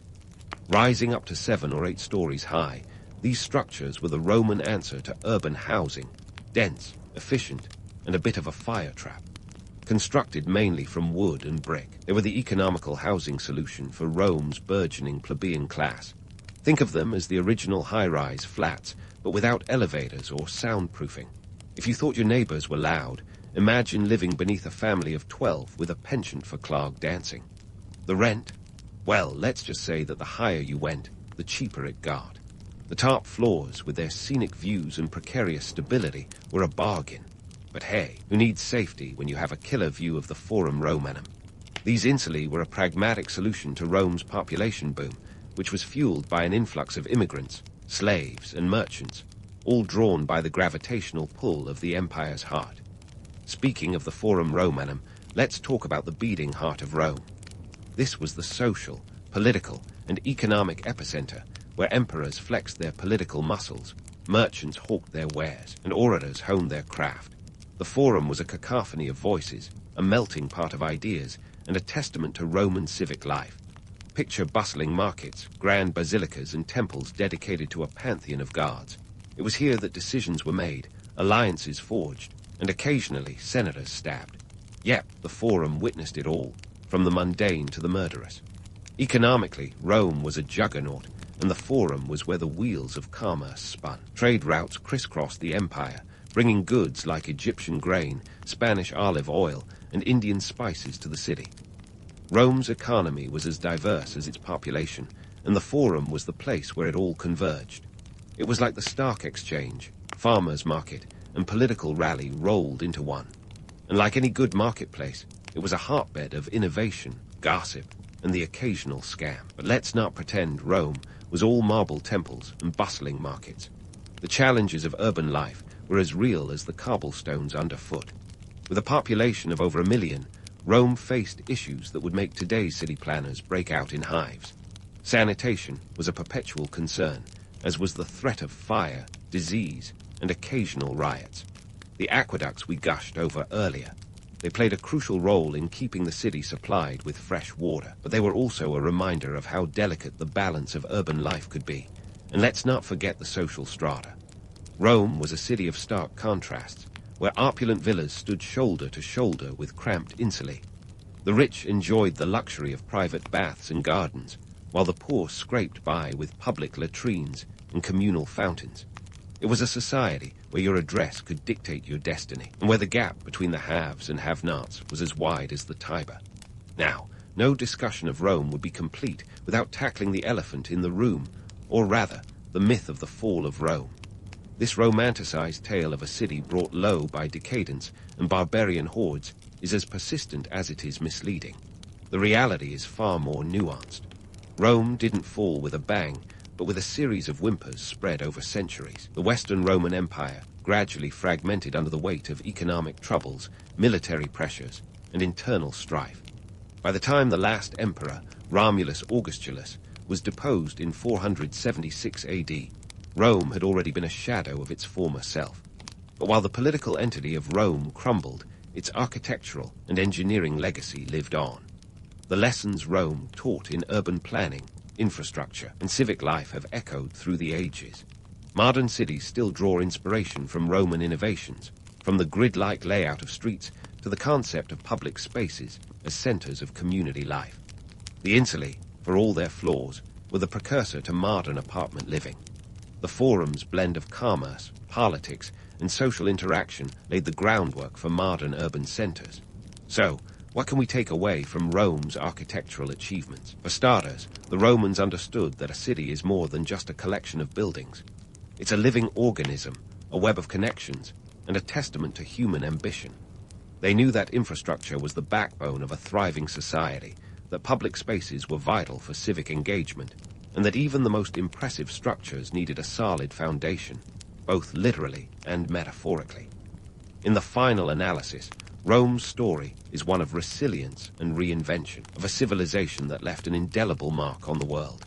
It's a reminder that while empires may rise and fall, the ideas they build and the structures they leave behind can endure. So, as you wander through the ruins of Rome or navigate the streets of your own city, remember that some lessons, like some roads, are timeless. History, after all, isn't just about the past. It's a guide to the future, penned by those who dared to dream big and build even bigger. And as we close this chapter on Rome, one thing is clear. In the grand narrative of human endeavor, the Romans were the original urban pioneers, and their legacy is one we still walk upon today. In the dusty annals of history, where the lines between myth and reality often blur like a toddler's crayon masterpiece, we find the tale of the Hittites. Now, these folks were no ordinary Bronze Age tribes chilling in Anatolia around 1650 BCE. Nope, they were the underdogs of the ancient world, the scrappy newcomers who decided that a little piece of land called Hadusa could be their springboard to glory. Let's dive into the world of Hadusilii, a name that might sound like a sneeze, but actually marks the start of one of history's most fascinating empires. This guy was the ancient equivalent of a startup CEO, taking a bunch of warring tribes and stitching them together into a coherent force. Picture a jigsaw puzzle made up of tiny, feuding kingdoms, and you'll get the idea. Hadusili wasn't just a warrior. He was a visionary, a strategist, and probably someone who'd be pretty good at chess if he wasn't so busy conquering. Now, you're probably wondering how exactly one goes about feeding an army back then. Spoiler alert, it wasn't with takeout or conveniently packaged protein bars. Nope, we're talking about logistics that would make modern supply chain managers weep. Bronze Age armies gobbled up resources like a teenage boy discovering pizza, requiring vast quantities of barley, wheat, and whatever local delicacies they could scrounge. Hadusili had to ensure his troops were well fed, which meant establishing a network of farming communities and storage facilities, and possibly the ancient world's first version of meal prep. Hadusili's conquests weren't just about expanding territory, they were about securing these vital resources. His campaigns stretched across Anatolia, sweeping through lands like a determined mom on a cleaning spree. He wasn't just collecting land, he was collecting food sources, trade routes, and a little prestige on the side. After all, nothing screams legit empire like a good old-fashioned military victory or two. And let's not forget, this was a time when the concept of budgeting involved counting sheep quite literally. But Hadusili's story isn't just about victories and logistics. It's a tale of political savvy and occasional backstabbing that would make even modern politicians nod in approval. He wasn't just a conqueror, he was also a master diplomat, forging alliances and treaties that would secure his empire's future. This was no small feat, considering the Hittites weren't exactly the most popular kids on the Bronze Age block. They were more like that new band everyone pretends to hate but secretly loves. Of course, with great power comes great responsibility and a fair amount of family drama. Hadusili's later years were plagued by betrayals and intrigue within his own family. It turns out that even in ancient times, you couldn't trust your relatives not to eye your throne like a shiny new toy. Hadusili's nephew, Mercilli I, eventually took over, proving that nepotism is a tradition as old as time itself. But let's not get ahead of ourselves. Hadusili laid the groundwork for what would become one of the most formidable empires of the ancient Near East. His reign was the stuff of legends, filled with strategic battles, shrewd diplomacy, and enough plot twists to make a soap opera look tame. The Hittite Empire wasn't built in a day, and it certainly wasn't built without a fair share of sweat, toil, and the occasional double-cross. So, as we wrap up this first act of Hittite history, remember that these ancient warriors weren't just swinging swords and conquering lands. They were building something that would stand the test of time, at least for a few centuries. And in the grand scheme of history, that's pretty impressive. We've only just scratched the surface of what the Hittites were capable of, and trust me, things are about to get a whole lot more interesting. But for now, let's tip our hats, or helmets, to Hadusili I, the man who turned a patchwork of tribes into an empire. Stay tuned, because if you think this was wild, wait till you hear what happens next. As we tip our helmets to Hadusili I and his empire-building escapades, we fast-forward a bit to the Hittite Empire's golden boy, Suppiluliuma I. This guy waltzed onto the scene around 1344 BCE, and let's just say he didn't come to play second fiddle. If Hadusili was the startup CEO, Suppiluliuma was the rock star CEO who took the company public and made everyone wish they'd bought stocks earlier. Under his leadership, the Hittites didn't just survive, they thrived. Suppiluliuma was a master of alliances, a sort of ancient-day LinkedIn influencer. He forged partnerships with the likes of the Mitanni, a neighboring kingdom whose name might sound like a new app, but in reality, they were serious players in the ancient game. Suppiluliuma knew that having allies was like having a good insurance policy, necessary for those, just in case, scenarios of the ancient world. And speaking of scenarios, let's talk about the granddaddy of all ancient world battles, the Battle of Kadesh in 1274 BCE. Now, if you think epic battles are all glory and grandeur, you might want to adjust your expectations. The Battle of Kadesh was reportedly the largest chariot battle ever, with somewhere around 5,000 to 6,000 chariots charging into action. That's more horsepower than a fast and furious movie, and likely just as chaotic. But before you picture sleek chariots racing through the desert, let's set the record straight. These chariots were more like two-wheeled wooden carts, pulled by horses that weren't exactly bred for speed, like today's thoroughbreds. Suppiluliuma wasn't actually at Kadesh, but his legacy and alliance-building prowess certainly paved the way for the Hittite army's involvement. The battle itself was against none other than the Egyptians under Ramses Roman II, a pharaoh who was as fond of spin as any modern-day PR team. Ramses claimed a grand victory, but historical evidence suggests the battle was more of a draw, with both sides retreating and claiming they were the real winners. Talk about a classic case of everybody gets a trophy. Now, logistics behind such battles were anything but glamorous. Picture the reality. Hundreds of horses requiring food and water, weapons maintenance that would make a modern-day mechanic cringe, and soldiers who needed to be fed and organized in a way that would make today's event planners sweat. Add to that the fact that these armies had to travel hundreds of miles to get to the battlefield, and you've got yourself a logistical nightmare. It's like organizing a music festival, but with more swords and far less music. The Hittite Empire under Suppiluliuma wasn't just about battles and alliances, though. Economic savvy was another key to their success. They controlled key trade routes and resources, which were the ancient world's equivalent of having prime real estate. They were the middlemen of the ancient world, ensuring that goods like tin and copper flowed through their lands, filling their coffers with wealth and influence. Their economy was a well-oiled machine, at least by ancient standards, and it kept the empire ticking along. But let's not forget the human element in all of this. Suppiluliuma was a man who understood the power of image and narrative. He was a ruler who knew how to spin a good story, not unlike Ramses Roman II. This was a time when propaganda wasn't just a tool, it was a necessity. The Hittites carved their victories and alliances into stone, ensuring their version of events would last longer than any tweet or Instagram post. Of course, no empire is without its struggles. Suppiluliuma's reign wasn't all chariot races and trade deals. There were plagues that swept through the empire, possibly brought back by soldiers returning from campaigns. These were the kinds of setbacks that could bring even the mightiest empires to their knees, and the Hittites were no exception. It's a reminder that no matter how powerful an empire might be, nature always has a way of humbling us all. As we marvel at the prowess of Suppiluliuma, it's essential to remember the grit behind the glamour. The Hittite Empire wasn't just a tale of battles and borders. It was a complex web of politics, economics, and human ambition. The empire reached its zenith under Suppiluliuma, but as we know, every peak is followed by a valley. The Hittites were riding high, but the winds of change were blowing, and they weren't ones to be ignored. So let's hold onto our helmets, because the story of the Hittites is far from over, and the ride's about to get even wilder. As the Hittite Empire strutted through its golden age, it wasn't just about chariots and propaganda.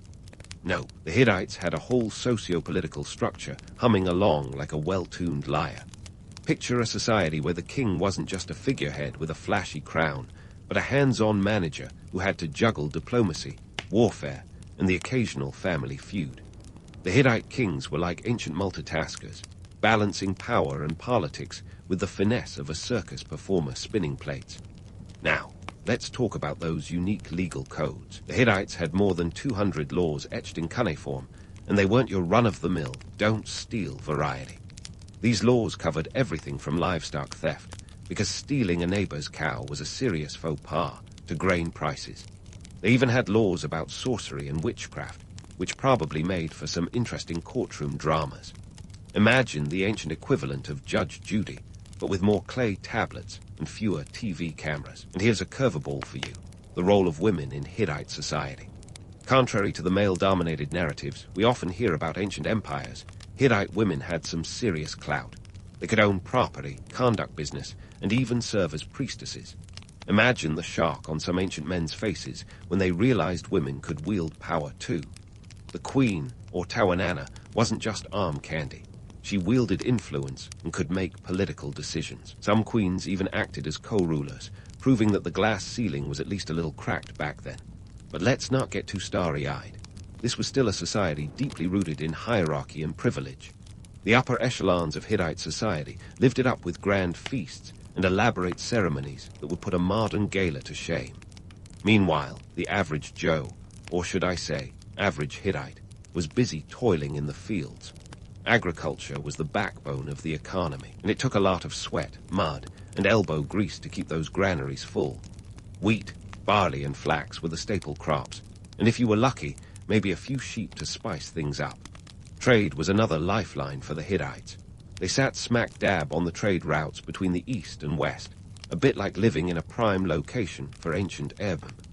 They traded everything from metals to textiles, and their strategic position made them the middlemen of the Bronze Age. It's a bit like owning Boardwalk and Park Place in Monopoly.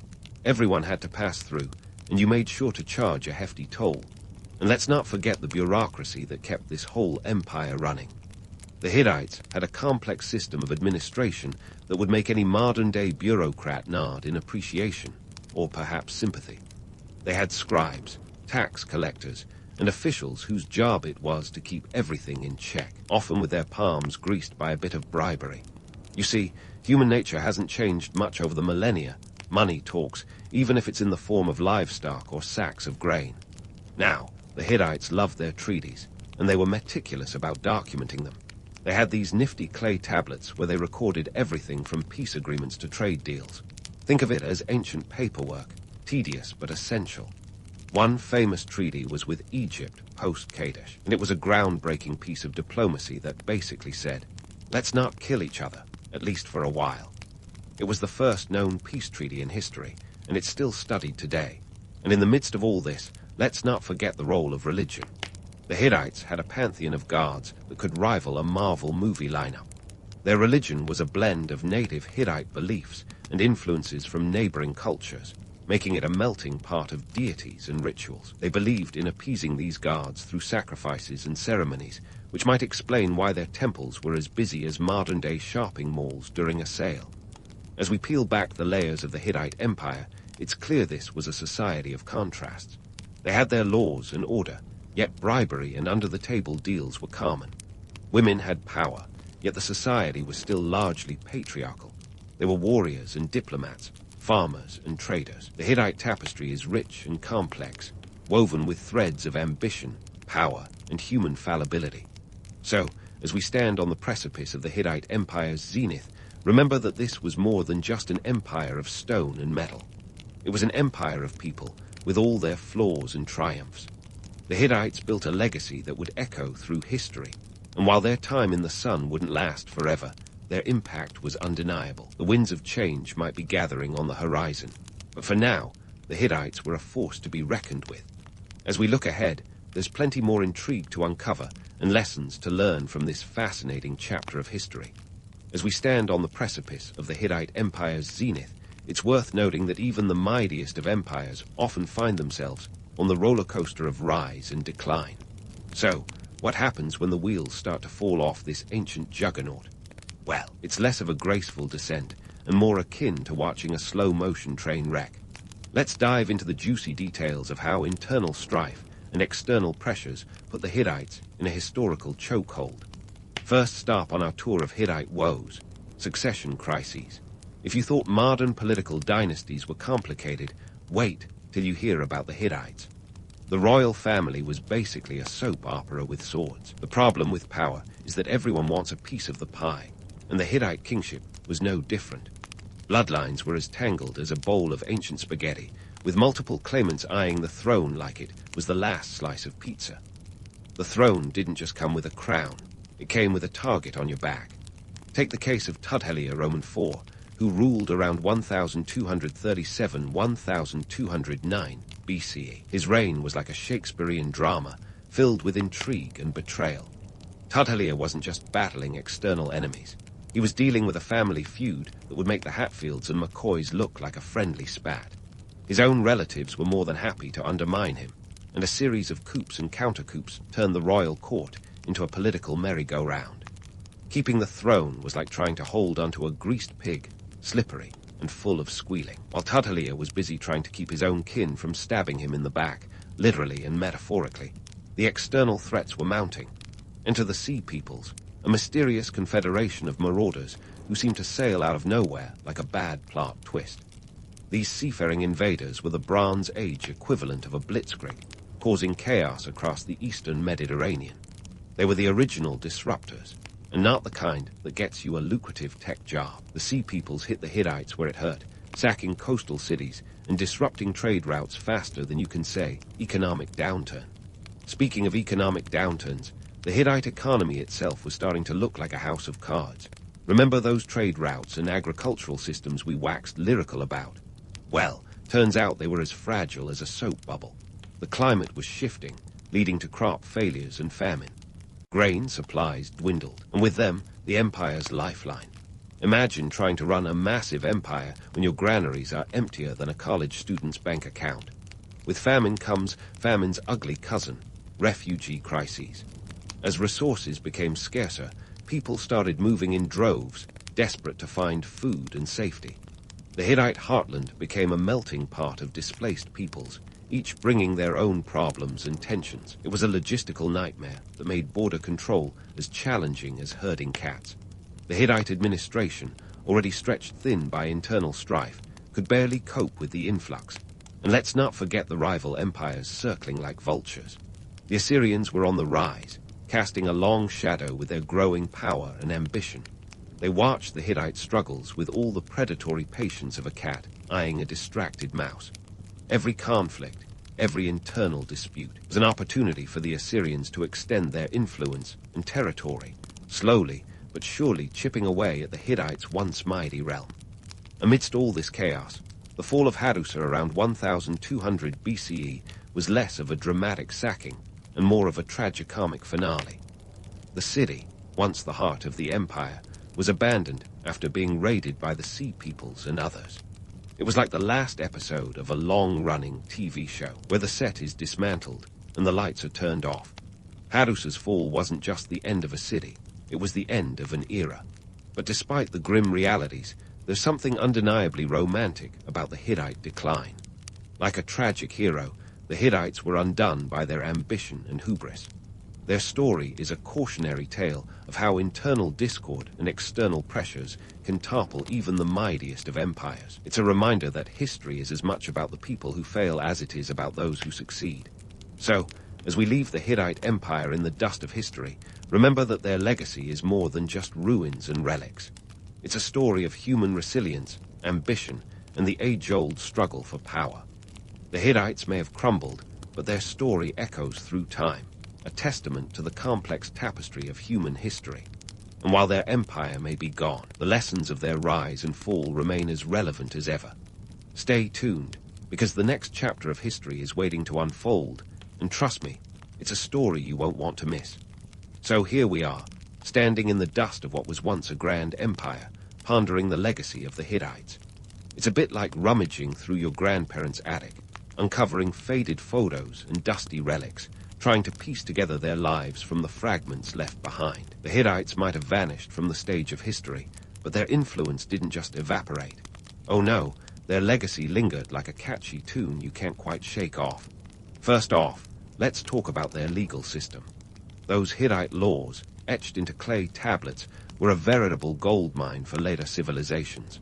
They were like the ancient world's version of a legal guidebook, influencing future legal systems in the Near East. Imagine if your legal counsel was based on a set of instructions written in stone, literally. These weren't just any laws.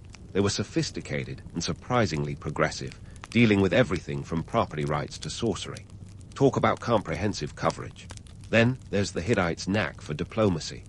Their treaties, like the one with Ramses Roman II, set a precedent for international relations that echoed through the ages.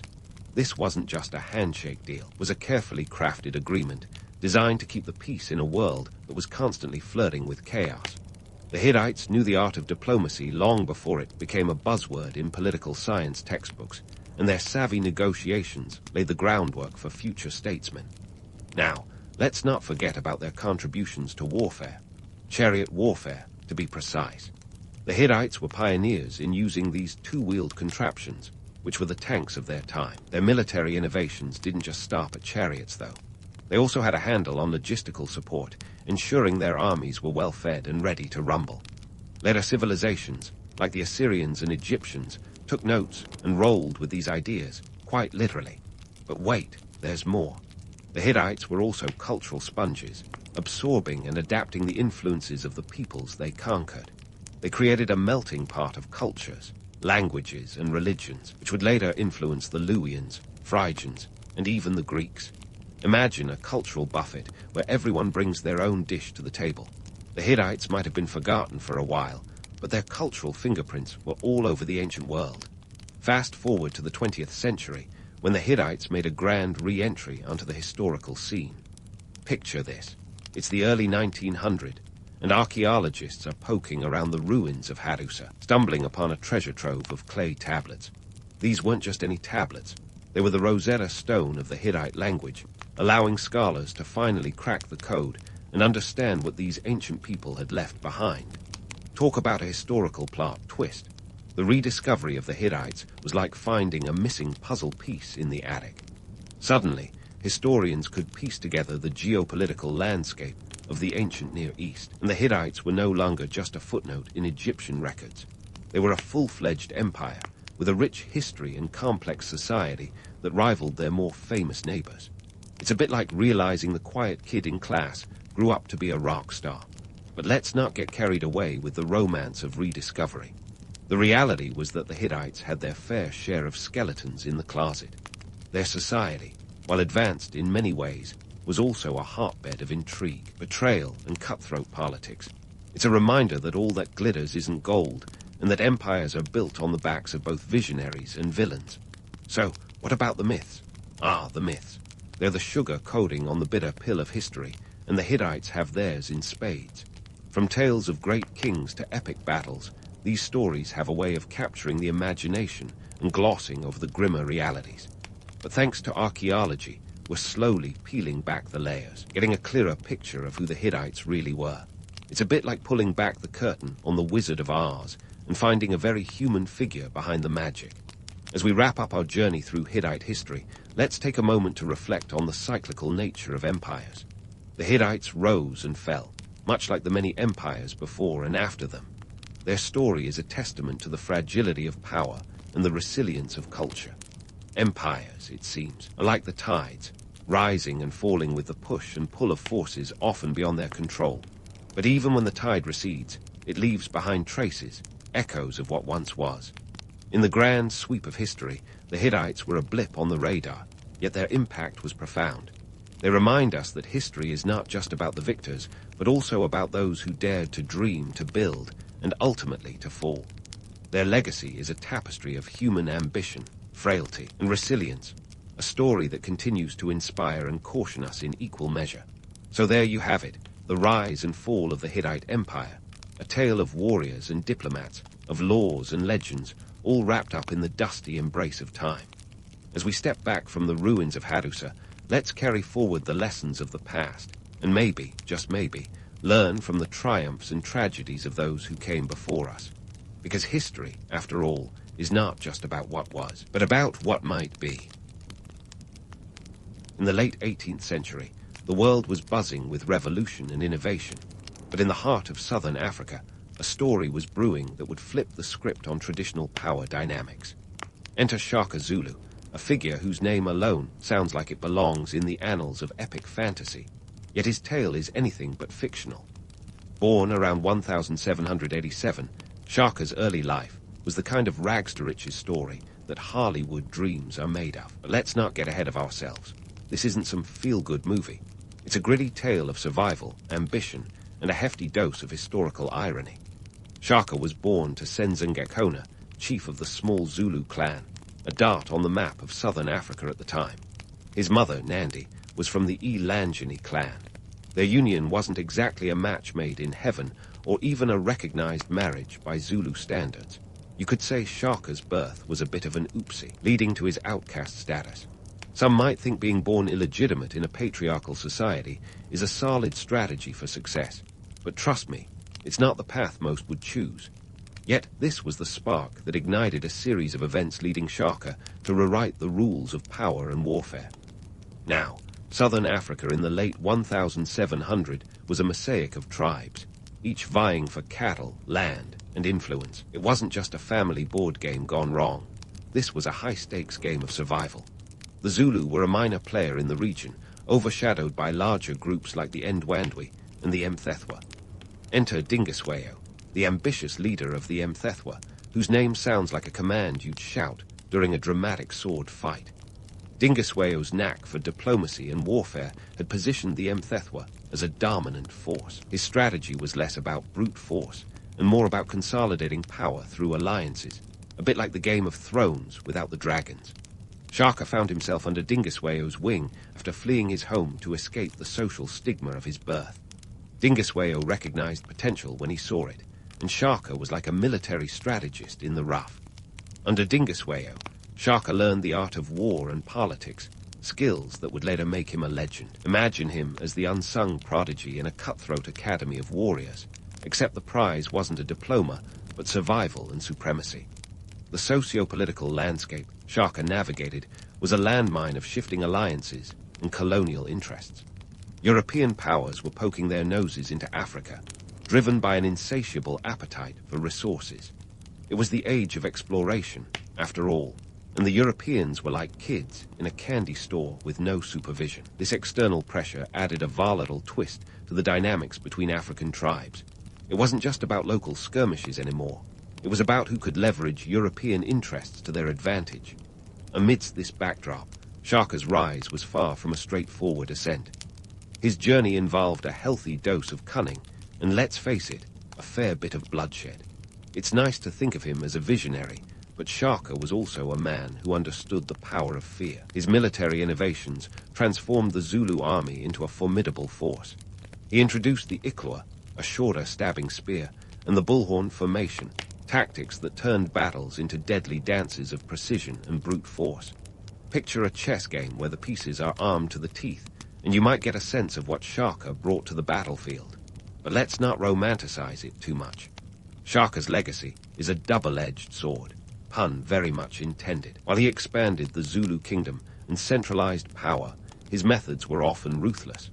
The Mfecane, a period of widespread chaos and displacement, is seen by some historians as a result of his militaristic expansions. It's a classic case of the butterfly effect, where one leader's ambition sends ripples of chaos across a continent. Despite the bloodstains on his legacy, Shaka remains a figure of fascination. His ability to unify disparate clans under the Zulu banner is a testament to his leadership and strategic prowess. Yet, it's crucial to remember that his story is not just one of glory, but also of the harsh realities of power. Shaka's early life and rise within the Mthethwa Empire set the stage for a dramatic transformation in southern Africa, a transformation that would have echoes far beyond the tribal lands of his youth. As we delve deeper into his story, we'll see how a young outcast became a name that still resonates in history, for better or worse. So, as we continue this journey through Shaka's legacy, keep in mind the complexity of his character. He was a child of circumstance, a product of his time, and an architect of his destiny. His story isn't just about the rise of a kingdom. It's about the intricate dance of power, culture, and the unyielding march of history. So, as we dance into the heart of Shaka's military innovations, let's talk tactics. Shaka wasn't just a man wielding a spear. He was a maestro conducting a symphony of strategic brilliance. Take the Ikwa spear, for example, a name that sounds like a sharp intake of breath, which is fitting because its impact left many gasping. The Ikwa was a game-changer, transforming the traditional long-throw spear into a deadly short-range weapon. Designed for stabbing rather than throwing, it was the perfect tool for close combat. Imagine upgrading from a long-distance marathon to a brutal sprint, where every move counts and hesitation is fatal. Shaka knew that warfare was not just about the tools you wield, but how you wield them. Enter the Buffalo Horns formation, a tactical masterpiece that turned the battlefield into a deadly chessboard. The formation was simple yet devastating. The chest, or main force, would engage the enemy head-on, holding them in place.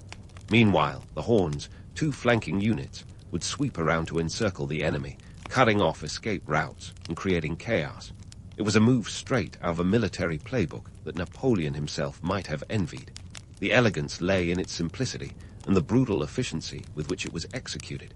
But let's not get too misty-eyed with admiration. While the Buffalo Horns formation sounds like something out of a hero's epic, it was also a reminder of the harsh realities of war, where strategy meets savagery. Shaka's innovations weren't just about winning battles, they were about instilling fear.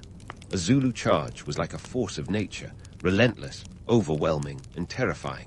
It wasn't just about gaining territory, it was about psychological dominance. And it worked. The Zulu army became known as a force that could not only defeat its enemies, but obliterate them. Now, here's where we dive into the murky waters of myth versus reality. Shaka is often painted as a military genius, and sure, he was brilliant. But was he some kind of infallible warlord with a sixth sense for strategy? Not quite. The narrative of Shaka as an untouchable mastermind glosses over the fact that he was operating in a world ripe for change. His tactics were revolutionary, but they also thrived in an environment where traditional warfare was being upended. The chaos of the Mfecane created a perfect storm for a leader like Shaka to rise, a leader who could adapt and innovate in the face of shifting alliances and emerging threats. Let's also consider the economic underpinnings of Shaka's military machine. War isn't cheap, folks. Armies need to be fed, equipped, and motivated. The Zulu economy was heavily reliant on cattle, which served as both currency and sustenance. Cattle raiding became an extension of warfare, a means to finance and fuel the Zulu war machine. It was a vicious cycle. More cattle meant a larger army, and a larger army meant more successful raids. The economic engine behind Shaka's militaristic ambitions was as relentless as his warriors. But let's not kid ourselves about the romanticized narrative of Shaka as a benevolent ruler. His reign was marked by as much internal strife as external conquest. He was a man who understood the power of fear, both in battle and at home. His consolidation of power often came at a steep cost, with rival leaders and even family members finding themselves on the wrong end of an Ikwa. Shaka's leadership was a tightrope walk between inspiring loyalty and instilling terror, a balancing act that kept his enemies and his allies on edge. Meanwhile, the colonial powers lurking on the horizon were like the elephant in the room that everyone tried to ignore. European influence was creeping into southern Africa, with traders and settlers eyeing the region's resources like kids in a candy store. Shaka's military prowess and growing empire were not just local news. They were becoming a topic of interest for these outsiders, who saw both opportunity and threat in the rise of the Zulu kingdom. For Shaka, it was a delicate dance of power, diplomacy, and occasional confrontation with these foreign entities. In the grand scheme of history, Shaka's military innovations were both a product of their time and a catalyst for change. His tactics reshaped the battlefield, but they also hastened the transformation of southern Africa's political landscape. The Zulu army's might was a testament to Shaka's strategic genius, yet it also underscored the brutal realities of power, where the line between hero and tyrant is often as thin as the blade of an Ikwa.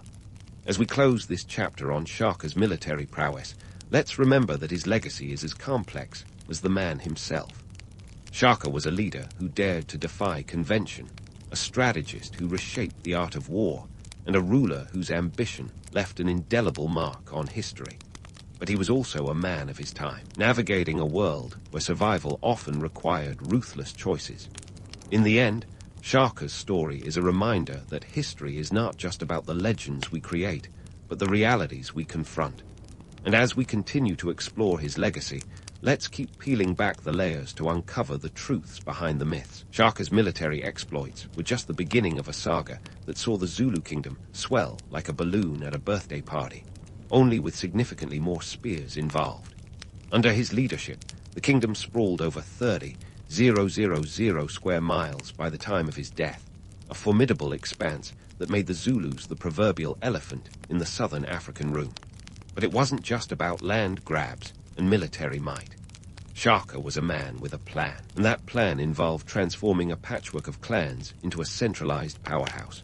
Now, let's talk about the battles that punctuated this expansion. Picture the Battle of Gogh Hill in 1818, a classic underdog story. Shaka and his troops faced off against Zwide, the formidable leader of the Ndwandwe. Zwide's army outnumbered Shaka's forces by nearly 2-1. Yet, thanks to some cunning tactics and that nifty bullhorn formation, Shaka turned what should have been a rout into a resounding victory. The win wasn't just a notch on his spear. It was a statement that the Zulu weren't just another clan. They were a force to be reckoned with. Then, there was the Battle of Mhladu's River in 1820, where Shaka once again locked horns with Zwide. This time, Shaka's forces were ready to unleash their fury, and they drove the Ndwandwe into retreat. The icing on the victory cake, Zwide's forces were utterly scattered and demoralized, effectively removing a significant thorn from Shaka's side. In the ruthless world of tribal politics, Shaka was proving himself a master of not just survival, but domination. But Shaka's expansion wasn't purely about swinging spears and strategic brilliance. He understood the art of alliances, too, though his version was more join me or face annihilation than a friendly handshake. By assimilating or subjugating neighboring clans, Shaka built a coalition that bolstered his strength. It was a network that extended the Zulu influence far beyond what anyone thought possible when he took the helm. Yet, let's not get too swept away by the romanticism of this unification. Shaka's rule was no democratic utopia. His leadership style was akin to a benevolent dictator, emphasis on the dictator. He implemented a strict social order that centralized power and authority under his command. Think of it as a feudal system with a distinctly Zulu flavor. His word was law, and any dissent was swiftly, and let's be honest, brutally crushed. On the economic front, Shaka was no slouch either. He recognized that a well-fed army was a happy army, and cattle were the lifeblood of the Zulu economy. With cattle being both currency and sustenance, Shaka instituted reforms that streamlined cattle management and distribution. This economic backbone enabled the Zulu to maintain and feed a large standing army, a feat not easily achieved in the pre-industrial world.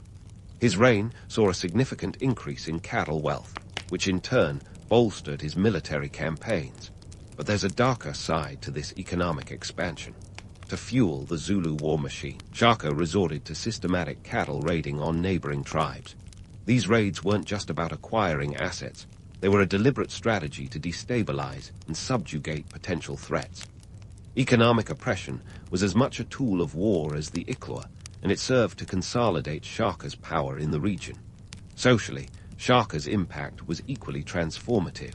He restructured the age grade system, social hierarchy that determined military service and status within the tribe.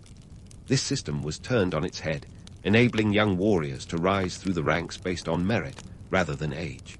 It was a meritocracy of sorts, and it meant that the best and brightest could ascend quickly, ensuring that the Zulu army was always led by capable leaders. Yet, not all of Shaka's reforms were met with applause. His rule was marked by heavy-handed tactics and an iron grip on power. Dissent was met with swift retribution, and his paranoia often led to purges within his ranks.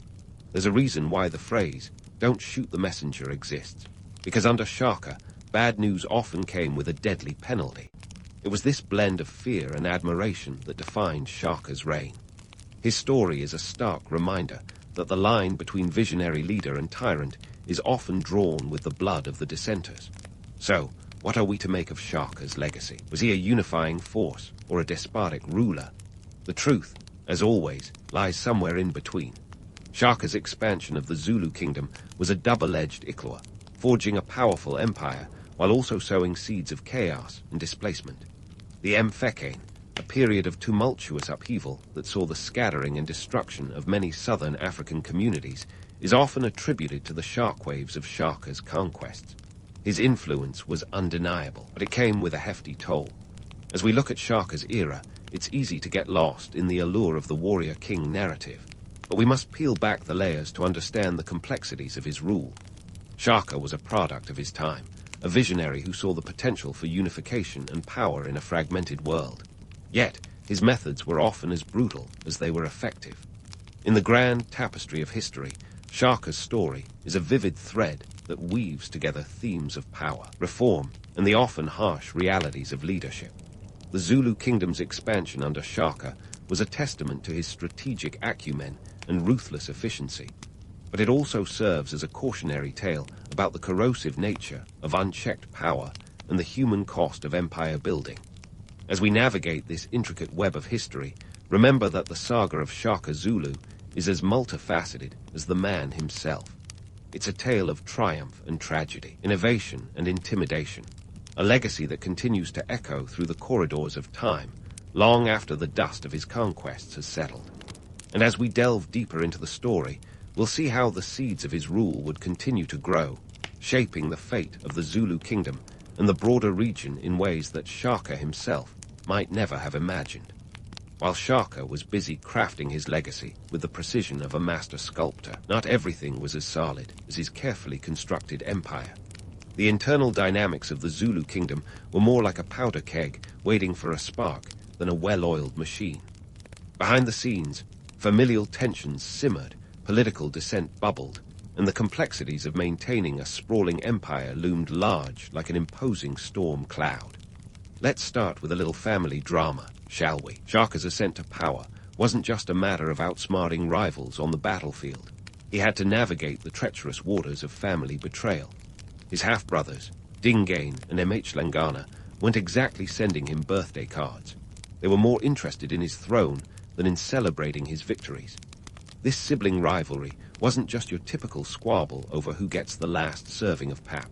It was a high-stakes game that would eventually turn deadly. By 1827, tensions within the royal family were reaching a boiling point. Shaka's increasingly erratic behavior and brutal policies were wearing thin on his supporters. The death of his mother, Nandi, in 1827 marked a turning point. Shaka, stricken with grief, reportedly ordered a period of national mourning that was nothing short of draconian. No crops could be planted, no milk could be consumed, and women found pregnant during this time were put to death. It was as if Shaka was trying to channel his sorrow into a collective suffering, a move that did little to endear him to the populace. Economically, this mourning period was akin to hitting the pause button on the Zulu kingdom's prosperity. With agricultural activities halted, the kingdom's staple crops took a hit, and morale plummeted faster than a lead Iklor. Shaka's insistence on such extreme measures began to alienate even his staunchest allies, those who had once sung his praises now muttering under their breath. Enter the conspirators, Dingain and M.H. Langana. Realizing that Shaka's grip on power was slipping, they saw an opportunity to make their move. But this wasn't just about ambition, it was a matter of survival. Shaka's paranoia was reaching new heights, and anyone perceived as a threat, family included, could end up on the wrong side of his wrath. The brothers, along with an Induna, a high-ranking advisor named Mbopa, orchestrated a plot to do away with Shaka and end his increasingly despotic rule. On that fateful day in September 1828, in the kraal at Kwadukusa, Shaka was assassinated.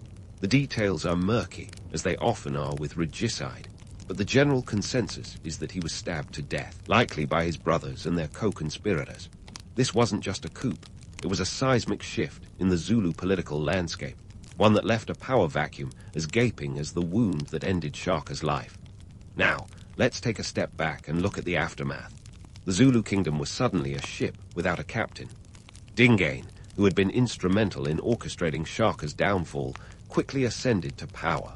But stepping into Shaka's sandals was no easy feat. Dingain inherited an empire that was vast yet vulnerable, a centralized power structure that was both a blessing and a curse. Maintaining such an empire required not only the military genius that Shaka had displayed, but also a nuanced understanding of the diverse tribes under Zulu dominion. Dingain's reign, which lasted until 1840, was marked by attempts to consolidate power and stabilize the kingdom. He faced immediate challenges from within and without. Internally, he had to contend with the very dissent that he had helped foster against Shaka. Externally, the ever-encroaching European settlers and traders were becoming more than just a thorn in the side. They were a formidable force that could not be ignored. The power vacuum left by Shaka's death was an open invitation for political dissent. Various factions within the kingdom saw an opportunity to assert their influence, and Dingain quickly found that ruling the Zulu kingdom was like trying to juggle flaming torches while riding a unicycle. His rule was a constant balancing act between appeasing the traditionalist factions and addressing the demands of those pushing for change. Economically, the kingdom continued to rely heavily on cattle, but the dynamics were shifting. Dingain's attempts to maintain the economic model Shaka had established were met with mixed success. Cattle raids that had once fueled the Zulu war machine became increasingly risky endeavors, especially as Dingain's relationship with neighboring tribes and European traders grew more complex. The stakes were higher, and the risks of destabilizing the kingdom through economic mismanagement were ever present. Socially, the Zulu kingdom under Dingain was a kingdom in flux. The reforms Shaka had instituted were still in place, but their implementation was often inconsistent. The age grade system, designed to promote meritocracy, began to show cracks as Dingain sought to solidify his power base by rewarding loyalty over competence. This shift in priorities created tension within the ranks, and the once mighty Zulu military machine started to show signs of wear and tear. As we reflect on this turbulent period in Zulu history, it's essential to recognize the complexities involved in maintaining a large, centralized power in a region of diverse and often competing interests. Shaka's assassination didn't just mark the end of an era, it was the prelude to a new chapter filled with its own challenges and contradictions. The legacy of Shaka's rule, his innovations, his conquests, his brutality, continued to cast a long shadow over the kingdom and its rulers. In the grand tapestry of history, the fall of Shaka and the rise of Dingain is a reminder that power is as fragile as it is formidable. It's a double-edged ichor that demands both strength and subtlety, a lesson that the Zulu kingdom would grapple with long after Shaka's shadow had faded from the land. As we delve deeper into the next chapter of this saga, we'll see how the echoes of Shaka's legacy reverberated through the corridors of power, shaping the destiny of the Zulu and the region in ways that would resonate for generations to come. And so, with the echoes of Shaka's legacy reverberating through the dusty plains of southern Africa, we find ourselves at a crossroads, a moment to pause and ponder the indelible mark left by this enigmatic figure. Shaka Zulu, a name that has become synonymous with both tactical brilliance and ruthless ambition, stands as a towering figure in the annals of history, casting a shadow as long as the spear he wielded with such deadly precision. But what exactly is Shaka's legacy? Well, buckle up, because this isn't a tale of black and white heroics. It's a kaleidoscope of contradictions, where the lines between visionary leadership and tyrannical reign blur like a watercolor left in the rain. First, let's talk about the hard facts. By the time Shaka's rule ended in 1828, the Zulu kingdom had ballooned to over 30,000 square miles, a testament to his strategic acumen and unyielding drive. But behind every square mile of conquered territory lay the stories of displacement and devastation, the human cost of empire building that often gets glossed over in the grand narrative. Shaka's military innovations, particularly the Ikwa spear and the buffalo horns formation, revolutionized warfare in the region. They transformed the Zulu army into a fearsome juggernaut, capable of taking on larger forces with deadly efficiency. Yet, while these strategies earned Shaka a fearsome reputation, they also contributed to the period of upheaval known as the Mfecane, a time of widespread chaos and migration that reshaped southern Africa's political landscape. The Mfecane is often laid at Shaka's feet, a testament to the double-edged nature of his legacy. It's a classic case of the butterfly effect, where one leader's actions send ripples of change far beyond their immediate context. Economically, Shaka's reign was a mixed bag of innovation and exploitation. The Zulu economy, built on the back of cattle wealth, thrived under his rule as he streamlined cattle management and expanded the kingdom's herds. This economic foundation was crucial for maintaining a large standing army and fueling the Zulu war machine. However, it also relied heavily on cattle raiding, a practice that destabilized neighboring tribes and further fueled the fires of conflict.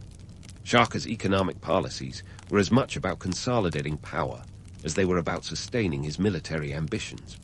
Socially, Shaka's impact was both transformative and tumultuous.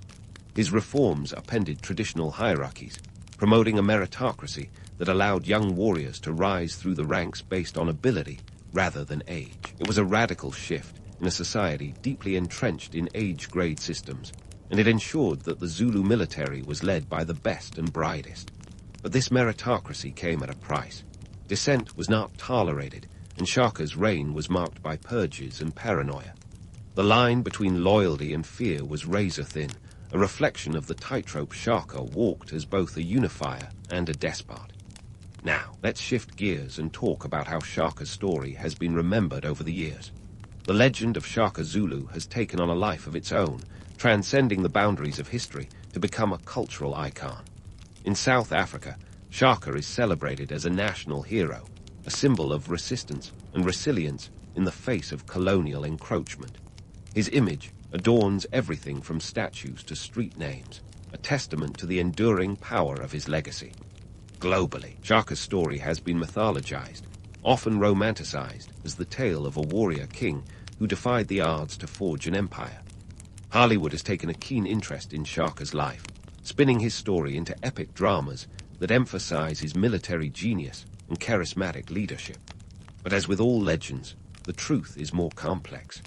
The romanticized narrative of Shaka as a flawless hero often overlooks the brutality and bloodshed that accompanied his rise to power. It's a reminder that history is written by the victors, and the stories we tell are often as much about what we choose to omit as what we include.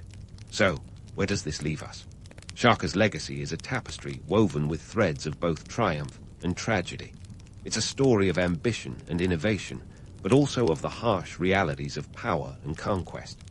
Shaka was a product of his time, a man who rose from obscurity to shape the destiny of a region. His story is a testament to the transformative power of leadership, but also a cautionary tale about the corrosive nature of unchecked ambition. As we wrap up this journey through the life and legacy of Shaka Zulu, let's take a moment to reflect on the broader lessons his story offers. Shaka's rise and fall are a microcosm of the human experience, a reminder that history is not just a series of dates and events, but a complex web of human emotions, motivations, and consequences. It's a story of power and its pitfalls, of innovation and its unintended consequences. In the end, Shaka's legacy is as much about the myths we create as it is about the man himself. It's a reminder that our understanding of history is shaped by the stories we choose to tell, and those we leave untold.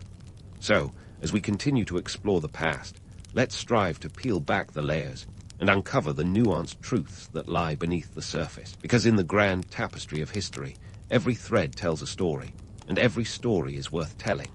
And with that, we close the chapter on Shaka Zulu, a figure who defies easy categorization and whose impact continues to echo through the corridors of time. His story is a testament to the enduring power of legacy, a legacy that challenges us to look beyond the myths and confront the realities of our shared past. As we move forward, let's carry with us the lessons of Shaka's life, a reminder that history is not just about the past, but about the stories we choose to tell in the present. In the year 1194, in a small Italian town called Jesse, a baby was born who would go on to juggle more political and religious drama than a medieval soap opera. Enter Frederick Roman II, a kid who had a destiny so loaded with plot twists that even the most seasoned scriptwriter would call it a stretch.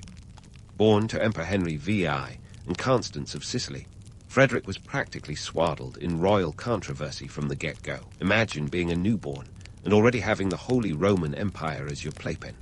Talk about a high-stakes game of peekaboo. Now, let's talk about the world this little guy was born into. 1190s Europe wasn't exactly a tea party.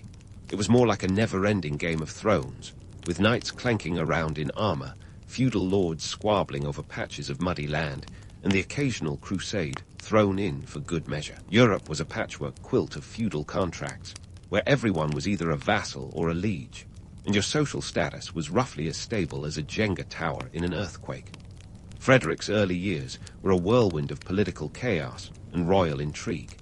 His dad, Henry VI, was the Holy Roman Emperor, which sounds impressive until you realize that being emperor back then was like being the world's worst babysitter. You had to keep all these squabbling dukes and princes from tearing each other's hair out, all while Rome and the papacy watched like disapproving in-laws.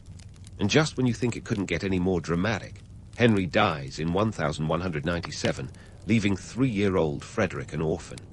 But don't cue the violins just yet. Frederick wasn't left to fend for himself. No, he found himself under the protective, if somewhat opportunistic, wing of Pope Innocent Roman III. Innocent Roman III was one of those popes who must have had a calendar packed with power plays. He wasn't just interested in spiritual matters. He wanted the church to be the sharp caller in every political decision from Rome to the Rhine. So, when little Frederick came under his guardianship, Innocent saw not just a child, but a chess piece in the game of European politics. Frederick was sent off to be educated like a proper young noble, which meant a steady diet of Latin, Sicilian culture, and enough rhetoric to make Cicero proud. Think of it as a medieval version of Hogwarts, but with more religious doctrine and fewer magical creatures. Frederick's education was as much about politics as it was about academics. He was being groomed for leadership in a world where your allies were as likely to stab you in the back as your enemies. And while he was learning his Latin verbs and pontificating over Aristotle, Europe was still a cauldron of tension. The Crusades were in full swing, with knights and nobles heading off to the Holy Land, each with their own idea of glory, and let's be honest, a good dose of looting. The politics of the time were as tangled as a bowl of spaghetti, with alliances shifting faster than a medieval tavern brawl. Amidst all this, Frederick developed a personality as charismatic as it was contentious. He was a natural leader, but not one to shy away from controversy. As he grew, his reputation for being both brilliant and difficult began to take shape. This was a guy who could quote Latin poets one minute and question the church's authority the next. It's no wonder that he would later earn the nickname Stupa Mundi, or Wonder of the World. But let's not get too ahead of ourselves. This is just the prelude to Frederick's roller coaster life. The medieval world Frederick was born into was a place where power was as fragile as the parchment treaties that bound it. Kings and emperors were constantly at odds with the church, each trying to assert dominance over the other. It was a time where the idea of divine right was bandied about like a medieval meme, and yet rulers needed the church's blessing to legitimize their power. Frederick's life was set against this backdrop. his path intertwined with the political chess games played by monarchs and popes alike. As Frederick grew, he was acutely aware of the fine line between authority and rebellion. His upbringing in Sicily, a melting pot of cultures and ideas, exposed him to a wide array of influences. The Sicilian court was a place where Norman, Arab, and Byzantine cultures collided, and Frederick absorbed it all like a sponge. This multicultural environment would later shape his reign, but for now, it was an essential part of his education, fostering a curiosity and worldliness that set him apart from his contemporaries. In his early life, Frederick was something of a political hot potato, passed around among various guardians and regents who each had their own agenda. Yet, through it all, he remained remarkably resilient, a testament to his adaptability and intelligence.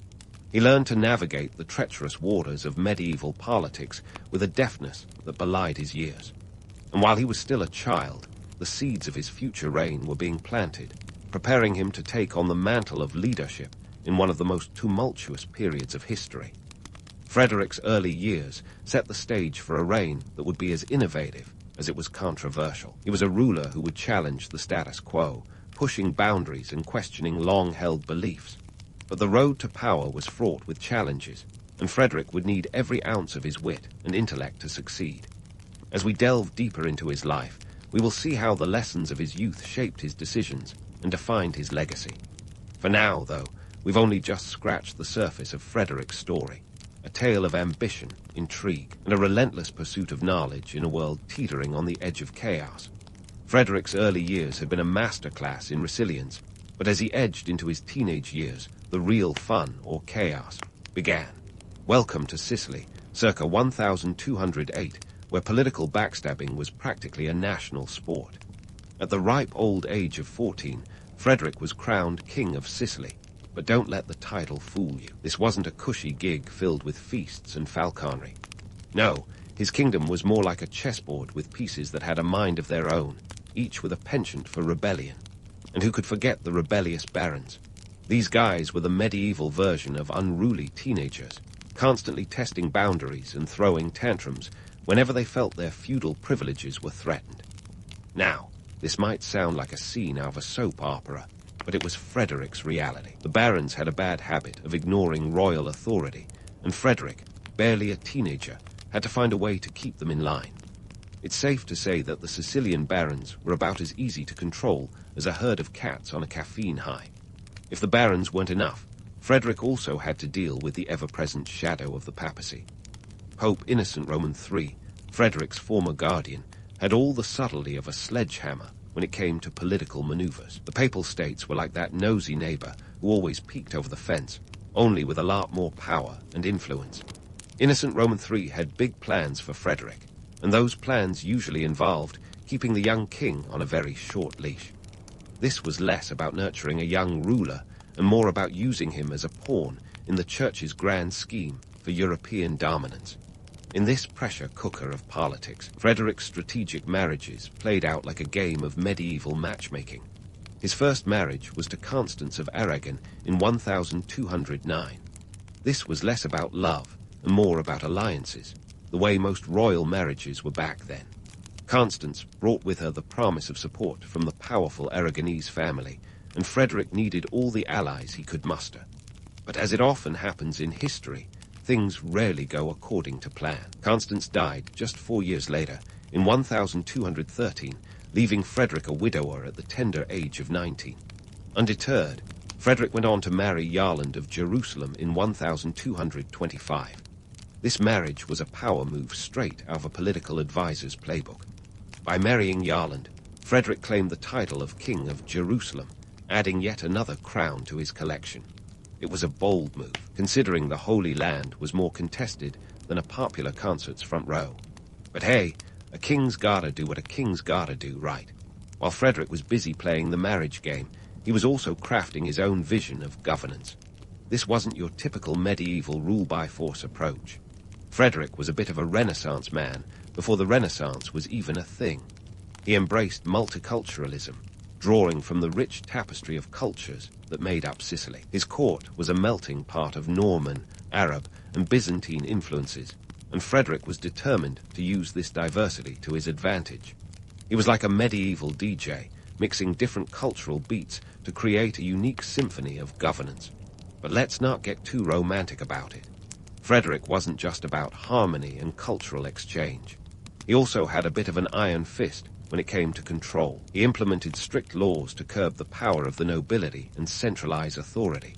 His constitutions of Melfi, enacted in 1231, were a legal masterpiece designed to bring order to his realm. They covered everything from criminal law to the regulation of markets, and they were as detailed as a lawyer's dream or nightmare. Now, let's talk money, because running a kingdom is not cheap. Frederick had to perform some serious financial gymnastics to keep Sicily afloat. Taxes were a necessary evil, and Frederick wasn't shy about getting creative. He levied taxes on everything from salt to the sale of goods in markets. His approach was as pragmatic as it was unpopular, but it kept the royal coffers full. Frederick was like a medieval accountant with a penchant for innovation, always looking for new ways to balance the books. One of his more ingenious ideas was the introduction of monopoly rights on certain goods. By controlling the production and sale of items like silk and grain, Frederick could ensure a steady flow of income to the crown. It was a clever move that showcased his knack for economic strategy. But of course, not everyone was thrilled with these policies. The barons and merchants often grumbled about the king's interference in their affairs, but Frederick had bigger fish to fry, like keeping his kingdom from descending into chaos. In the midst of balancing political pressures, rebellious barons, and economic challenges, Frederick was also a man of learning. He founded the University of Naples in 1224, a bold move aimed at fostering education and intellectual growth in his kingdom. This wasn't just about producing scholars. It was about creating a center of knowledge that could rival the great universities of Europe. Frederick's vision was one where education and innovation went hand in hand, a testament to his forward-thinking approach to governance. As Frederick navigated the choppy waters of leadership, he was building a legacy that would echo through the ages. He was a ruler who defied the norms of his time, blending cultural influences with a firm hand to create a unique brand of kingship. Yet, his story was far from over. The challenges he faced were only the beginning of a reign that would push the boundaries of medieval politics and redefine what it meant to be a ruler in a world teetering on the edge of change. But for now, we'll leave Frederick juggling his many roles and responsibilities, a king in the making with the world at his feet and history as his stage. But Frederick wasn't just any king in the making. By 1220, he had ascended to the dizzying heights of becoming the Holy Roman Emperor. Now, if you think this was the medieval equivalent of getting a fancy job title with a corner office, think again. The Holy Roman Empire was the political equivalent of a giant puzzle with half the pieces missing. It spanned from the North Sea down to the Mediterranean, a patchwork of duchies, kingdoms, and principalities, each with its own agenda, and Frederick was expected to hold this chaotic circus together. Not exactly a walk in the park, even for someone dubbed the wonder of the world. Now, let's dive into one of Frederick's most audacious exploits, the Sixth Crusade. Strap in, because this wasn't your typical sword-swinging, banner-waving affair. Unlike his predecessors, Frederick wasn't chomping at the bit to charge into battle, sword aloft, proclaiming religious glory. No, he was more of a let's talk this out kind of guy. More diplomat than zealot, Frederick's crusade was less about spilling blood and more about spilling ink on treaties. In 1228, he embarked on this grand adventure, but not before being excommunicated by Pope Gregory Roman IX. Talk about awkward office politics. Frederick's approach was so unconventional that he actually secured Jerusalem through negotiation rather than warfare. Yes, you heard that right. In 1229, he signed a treaty with the Sultan of Egypt, Al-Kamel, that handed over control of Jerusalem, Bethlehem, and Nazareth to the Christians without a single sword being drawn.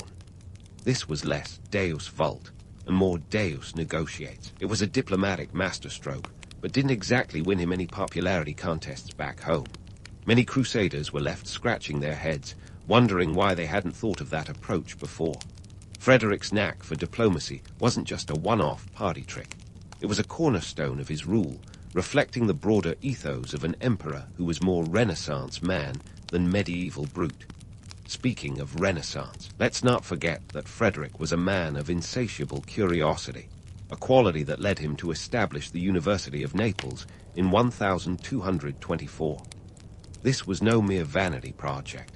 It was a bold statement against the intellectual monopoly of the Church, creating a secular institution that would nurture the minds of future jurists, scholars, and leaders. Frederick's university was like the Silicon Valley of its day, a hotbed of innovation that dared to think outside the ecclesiastical box. While we're on the subject of Frederick's intellectual pursuits, let's talk about one of his more peculiar hobbies, falconry. Not content with merely dabbling in the sport, Frederick penned a comprehensive treatise on the subject around 1240, titled De Art Venandi cum Avibus, or The Art of Hunting with Birds. Picture a medieval Bill Nye, but with more feathers and fewer bodies. This wasn't just an idle pastime. It was a meticulous study of ornithology and hunting techniques, complete with observations and illustrations. It was a book that would outlast Frederick, influencing falconry enthusiasts for generations. The man was clearly ahead of his time, a proto-scientist in an era where most knowledge was cloaked in mysticism and superstition. But let's not get carried away with the romance of Frederick, the intellectual emperor. His reign was also marked by the harsh realities of medieval politics and power struggles. The Holy Roman Empire was a beast that needed constant taming. Frederick's relationship with the papacy was a perpetual game of cat and mouse, with excommunications flying about like medieval emails. Despite his diplomatic successes, Frederick was often at odds with the Church, whose leaders weren't exactly thrilled with his secular leanings and independent streak. The Papal States were forever meddling in imperial affairs, and Frederick's excommunication was less a spiritual punishment and more a political tool wielded by Pope Gregory Roman IX to keep the emperor in line. Frederick's reign, ambitious as it was a balancing act between innovation and tradition, diplomacy and conflict. He was a ruler who defied the expectations of his time, blending cultural and intellectual pursuits with the hard-nosed realities of governance. Let's not forget, running an empire wasn't just about keeping the peace or expanding borders. It was about cold, hard cash. Frederick's economic policies were as pragmatic as they were necessary. He continued to innovate in taxation and trade, exploiting monopolies and regulating commerce to fill the imperial coffers. This was a man who understood that an empire runs on its stomach, and by stomach, we mean money. While Frederick was busy playing the emperor extraordinaire, the rest of Europe watched with a mix of admiration and suspicion. A ruler who could secure Jerusalem without a fight and champion learning and science was both a marvel and a threat. Frederick's legacy was one of complexity, a tapestry woven from ambition, intellect, and controversy. Yet, even as he strode through the corridors of power, there were whispers of discontent and rebellion. The wheels of history never stopped turning, and for Frederick, the challenges were far from over. As we delve deeper into the chapters of Frederick's life, we find a leader grappling with the monumental task of holding his empire together while leaving a legacy that would resonate through the ages. He was a man who, despite his flaws and the tumult of his reign, dared to dream beyond the confines of his time.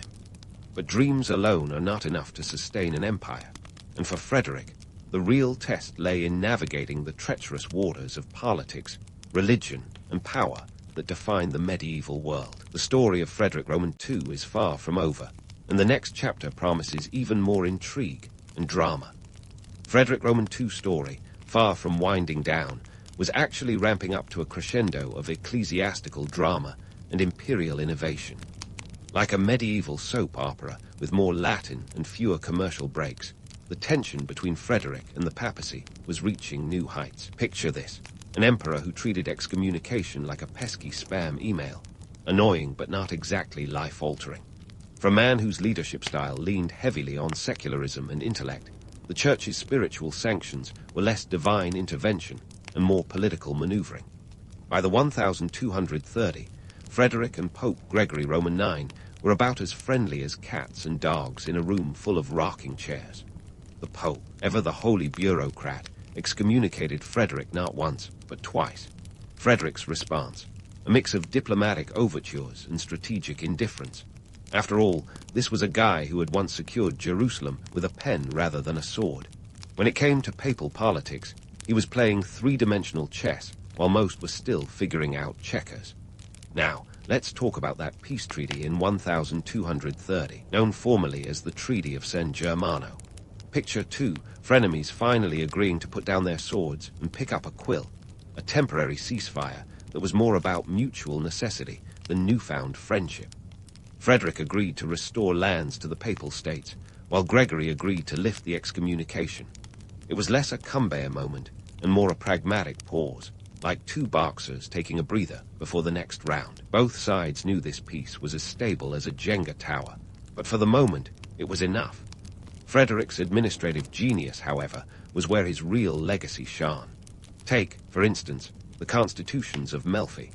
Enacted in 1231, these legal codes were a tour de force of governance, consolidating laws across his Sicilian realm. Think of them as the medieval equivalent of a comprehensive legal framework, one that addressed everything from criminal justice to market regulations.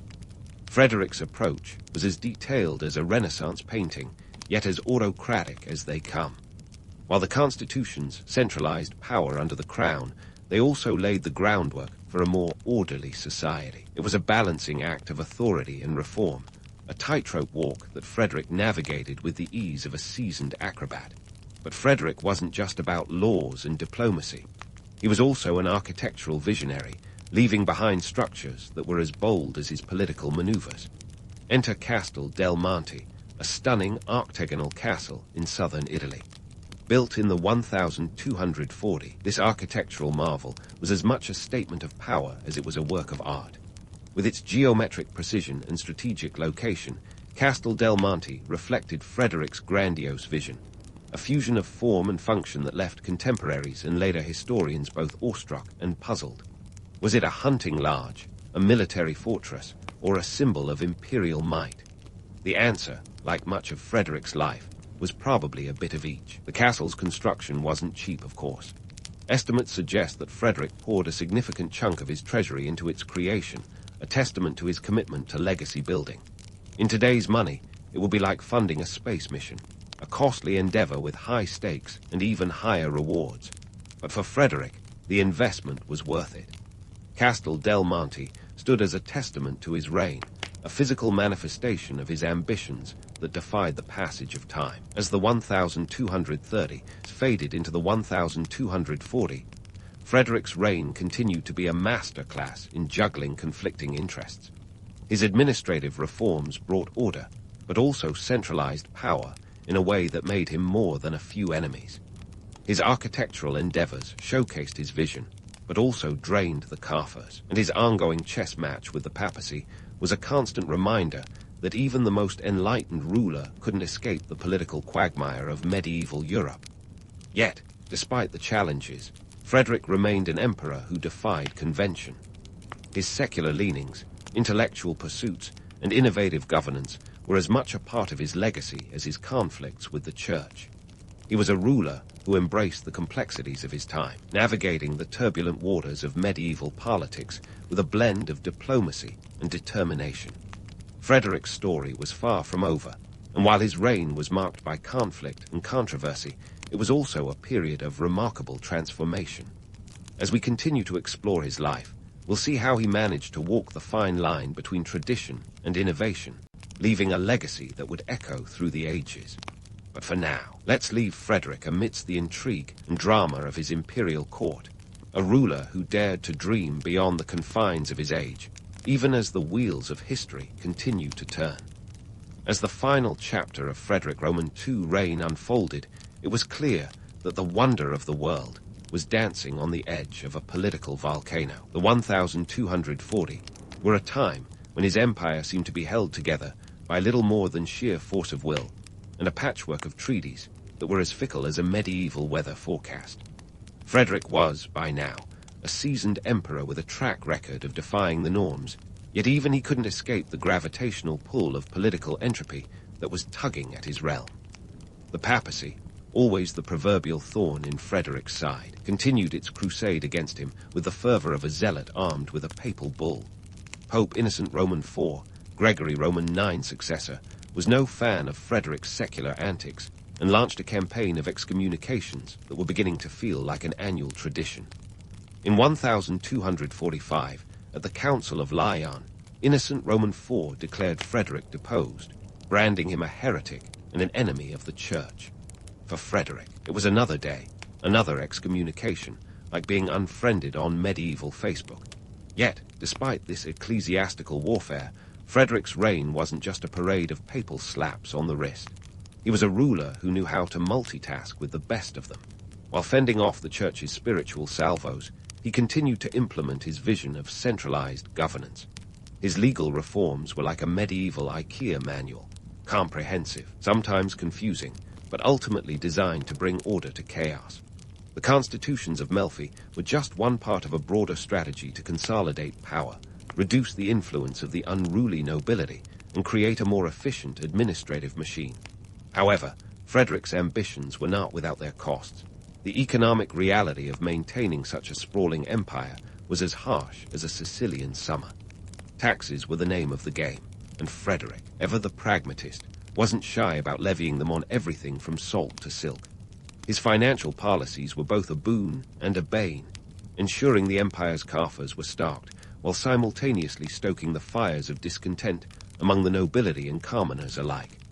Yet, for Frederick, the funds were essential not just for keeping the lights on, but for financing his various projects and military campaigns. And let's talk about those campaigns, shall we? Frederick's military endeavors were a cocktail of strategic brilliance and logistical nightmares. Take, for instance, his efforts to assert control over Lombardy, an ongoing saga that was as frustrating as trying to herd cats through a field of distractions. The Lombard League, a coalition of North Italian city-states, was a perpetual thorn in Frederick's imperial ambitions, resisting his attempts to bring them under the banner of the Holy Roman Empire. The battles were fierce, the politics complex, and the outcome as uncertain as a medieval dice roll. But Frederick wasn't just a man of war, he was also a man of ideas. His court was a melting pot of intellectual ferment, where scholars, poets, and scientists gathered to share their knowledge.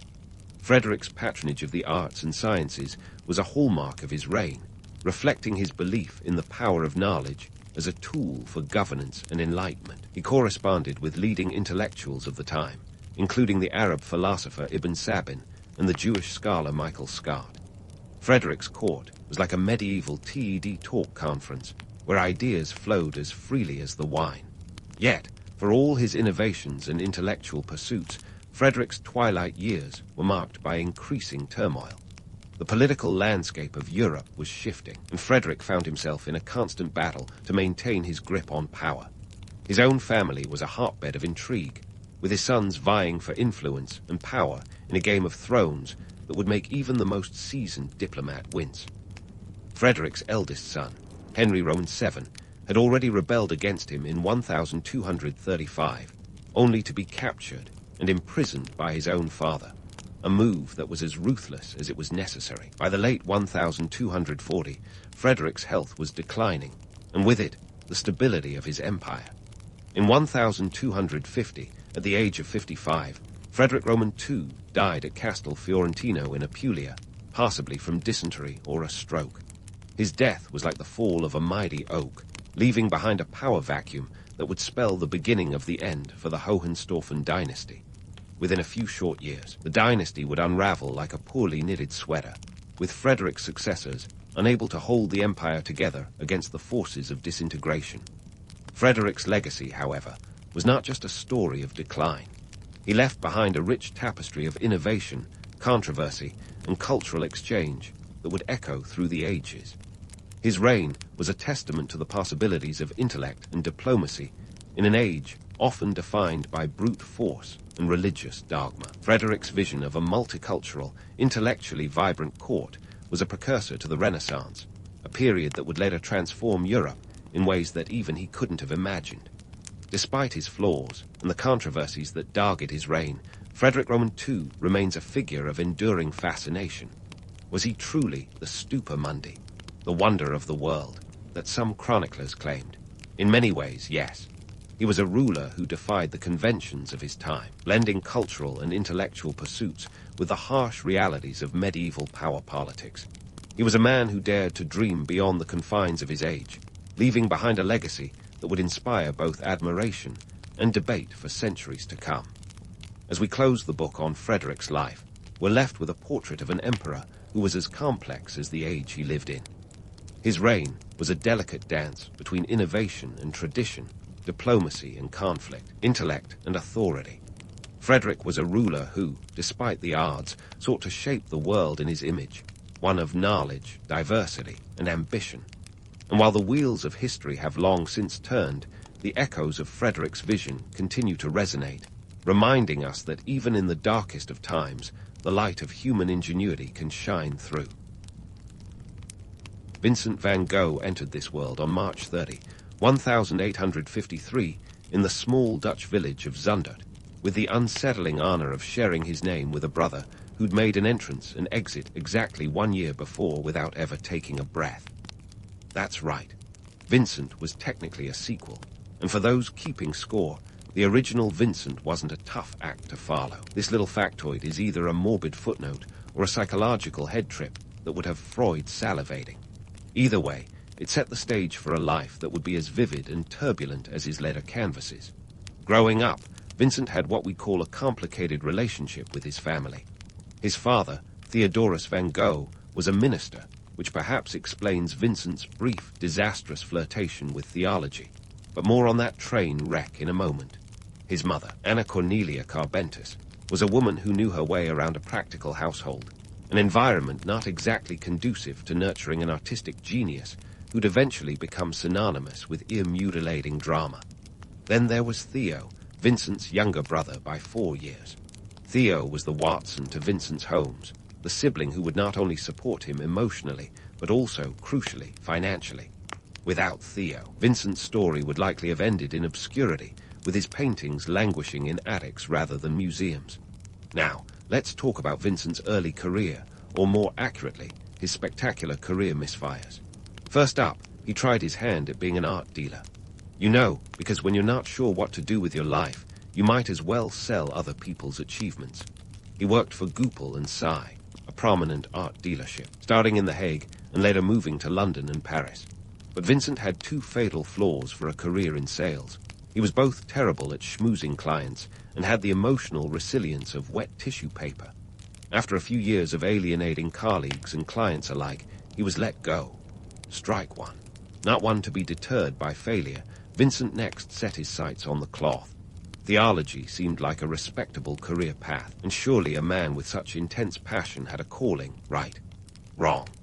Enrolling in a theology school in Amsterdam, Vincent found himself more interested in the aesthetics of religious art than in the nuts and bolts of doctrine. He failed his entrance exams and left in disgrace, eventually winding up in the Borinage, a coal mining region in Belgium. There, he attempted to serve as a lay preacher in 1879. His brand of fire and brimstone zeal didn't quite resonate with miners more concerned with earthly matters, and his insistence on living like a pauper, giving away his clothes and sleeping on straw, earned him a reputation for being more mad than messianic. The church gave him the boot. Strike two. Despite these setbacks, or perhaps because of them, Vincent's failures were laying the groundwork for a late-blooming art career that would eventually redefine Western art. You see, Vincent wasn't just a failure. He was a spectacularly committed failure. He threw himself into each new venture with the kind of reckless abandon that would later define his painting style. It was this same intensity that drove him to pick up a paintbrush seriously for the first time in his late 20s. And while he might not have known it then, Vincent's art would go on to captivate the world, long after the man himself had faded into history. So here we are, eyeing the makings of a legend, with Vincent poised on the brink of artistic greatness. All it took was a series of professional disasters, the unwavering support of a brother who saw what no one else did, and a world just waiting to be seen through Vincent's unique lens. But before he would create the sunflowers, the starry nights, and the self-portraits that would become iconic, Vincent had to wrestle with personal demons and a penchant for self-sabotage. Stay tuned, because the next chapter in Vincent's life involves a brief foray into love, more professional misadventures, and yes, the beginning of a painting career that would eventually illuminate the dark corners of his troubled mind. Now, Vincent's story takes us to Paris in 1886, a city so vibrant it might as well have been the world's largest paint palette. Picture Vincent, freshly arrived in the French capital, eyes wide and mind whirring. Paris was the heartbeat of the art world, home to the avant-garde and the audacious, and Vincent was all in, ready to shake things up, or at least to find his footing among the creative chaos. Let's get a sense of the scene. Paris was a bustling metropolis with a population pushing over 2 million, a city where the idea of modernity was being redefined daily. The place was teeming with artists, each one trying to outdo the other in a cacophony of color and form. Vincent fit right in. His brother Theo, ever the loyal sidekick, was working as an art dealer in the city, providing Vincent with a somewhat stable financial and emotional lifeline. The pair shared a cramped apartment in Montmartre, an area known for its bohemian vibe, which basically meant it was cheap and filled with enough inspiration to fuel a lifetime of creativity. In Paris, Vincent mingled with a who's who of future art legends. He crossed paths with Henry Toulouse-Lautrec, the diminutive dynamo known for his depictions of Parisian nightlife. Then there was Paul Gauguin, a stockbroker turned painter with whom Vincent would later share a famously tumultuous friendship. Imagine these artists gathered in the smoke-filled cafes of the city, debating art and life, fueled by absinthe and ambition. It's like a 19th century version of your favorite artsy dive bar, only with more berets and existential crises. Now, if you were expecting Vincent's move to Paris to be a smooth transition from gloomy Dutch landscapes to the vibrant Parisian art scene, think again. His early works were brooding, heavy affairs, a visual echo of his Dutch roots. But as he absorbed the energy of Paris, his palette underwent a radical transformation. Out went the summer earth tones, replaced by bright yellows, vivid blues, and fiery reds. This was more than just a change in color. It was a metamorphosis of Vincent's entire artistic approach. He was inspired by the Impressionists, who were breaking away from traditional methods to capture the ephemeral nature of light and atmosphere. Vincent was like a moth to a flame, drawn to the luminescence of Parisian life and art, and it showed. Paris wasn't just an artistic playground. It was an economic quagmire for struggling artists. The city was expensive, an average rent for a modest apartment running around 30 francs a month, a significant sum when you consider that a skilled laborer earned about 100 francs. Vincent's financial woes were a constant companion, despite Theo's best efforts to support him. Selling paintings was a tough gig. The art market was flooded, and Vincent wasn't exactly known for playing it safe with his art. He was a square peg in a round hole, often unable to sell even a single piece. And while we romanticize the image of the starving artist, the reality was anything but glamorous. It was a life of scraping by, where a loaf of bread and a bottle of wine were often the height of luxury. Vincent's mental health, always a precarious balancing act, began to show signs of strain amidst the pressures of Parisian life. His letters to Theo are a window into his troubled mind, revealing a man in turmoil. His moods swung wildly, from euphoric highs when inspired by a new work to crushing lows that left him paralyzed by despair. This erratic behavior didn't go unnoticed by his peers, and though they admired his talent, they often found his company a bit like walking through a minefield. One wrong step, and things could blow up. In 1887, Vincent organized an exhibition at a Parisian cafe, hoping to showcase his work alongside that of his fellow artists. It was a bold move, and while the exhibition didn't lead to commercial success, it did solidify his place in the Parisian art scene. This was Vincent's life, a constant push and pull between his artistic vision and the harsh realities of making a living as an artist. But here's the thing about Vincent. He was nothing if not relentless. He poured himself into his art, using it as a lifeline, a way to navigate the stormy seas of his mind. Paris changed him, not just in style but in substance. His work began to reflect the vibrant energy of the city, and though his time there was fraught with challenges, it was also a period of immense growth. Vincent was on the cusp of something extraordinary, even if he didn't quite see it yet. As we leave Vincent in the throes of Parisian life, it's clear that this chapter was both a crucible and a catalyst. The city had a way of amplifying everything, its beauty, its brutality, and for Vincent, its ability to inspire. But the road ahead was far from smooth, and the seeds of his future struggles were already being sown. Stay tuned as Vincent's journey takes him to new places, both geographically and emotionally, as he continues to wrestle with the demons that would both haunt and drive him. As Vincent packed up his brushes and bid Paris adieu, he headed south to Arles in February 1888, hoping the warmth of Provence would infuse his art with new life. This wasn't just a change in scenery. It was a tactical retreat from the grueling pace and financial pressures of the Parisian art scene. Arles, with its sun-drenched fields and vibrant landscapes, seemed like the perfect antidote to the hustle of the city, a place where Vincent could breathe and create without the weight of expectations dragging him down. But let's not sugarcoat it. Vincent's move to Arles was also a self-imposed exile. He was tired, both physically and mentally, and retreating to the south of France was as much about escaping his demons as it was about artistic inspiration. For a brief moment, the idyllic surroundings did the trick. Vincent's palette burst into life, capturing the blazing sunflowers and swirling skies that would become his signature. He painted with a frenzy, producing over 200 works during his 15-month stay. It's like the man couldn't stop, each canvas a lifeline thrown to stave off the shadows lurking at the edges of his mind. However, even in the picturesque tranquility of Arles, Vincent couldn't quite escape the storm within. His letters to Theo reveal a man constantly teetering on the brink, his mental health an unpredictable beast. And then there was Paul Gauguin, the charismatic, enigmatic painter whose arrival in Arles in October 1888 would set the stage for one of the most infamous incidents in art history.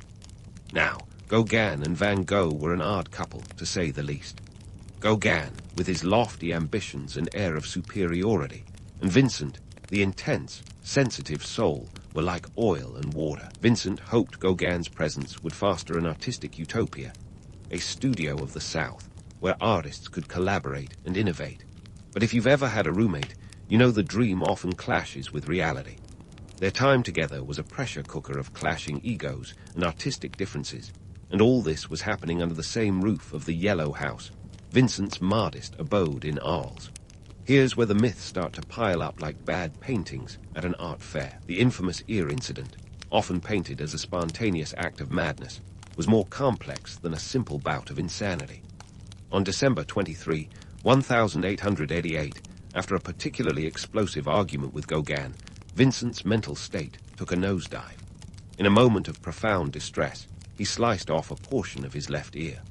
The sensationalist tale says he wrapped it up and handed it to a local woman named Rachel at a nearby brothel, like some macabre Christmas gift. While there's a grain of truth here, it's crucial to understand that this wasn't just an outburst. It was the culmination of months of mounting pressure, isolation, and deteriorating mental health. It's easy to romanticize this as the quintessential tortured artist moment, but the harsh reality is far less glamorous. Vincent's mental health struggles were not the stuff of romantic legend. They were a brutal battle that left him hospitalized multiple times. After the ear incident, Vincent spent several weeks in the hospital in Arles, where his condition was described as acute mania with generalized delirium. The doctors, armed with the medical understanding of the time, were at a loss. Mental illness was a murky field, with treatments ranging from the ineffective to the downright barbaric. While Vincent recuperated, Gauguin skedaddled back to Paris, leaving Vincent to face the fallout alone.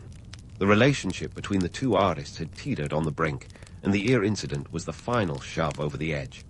Gauguin later spun the story to his advantage, painting himself as the calm in Vincent's storm, a narrative that stuck, much to Vincent's detriment.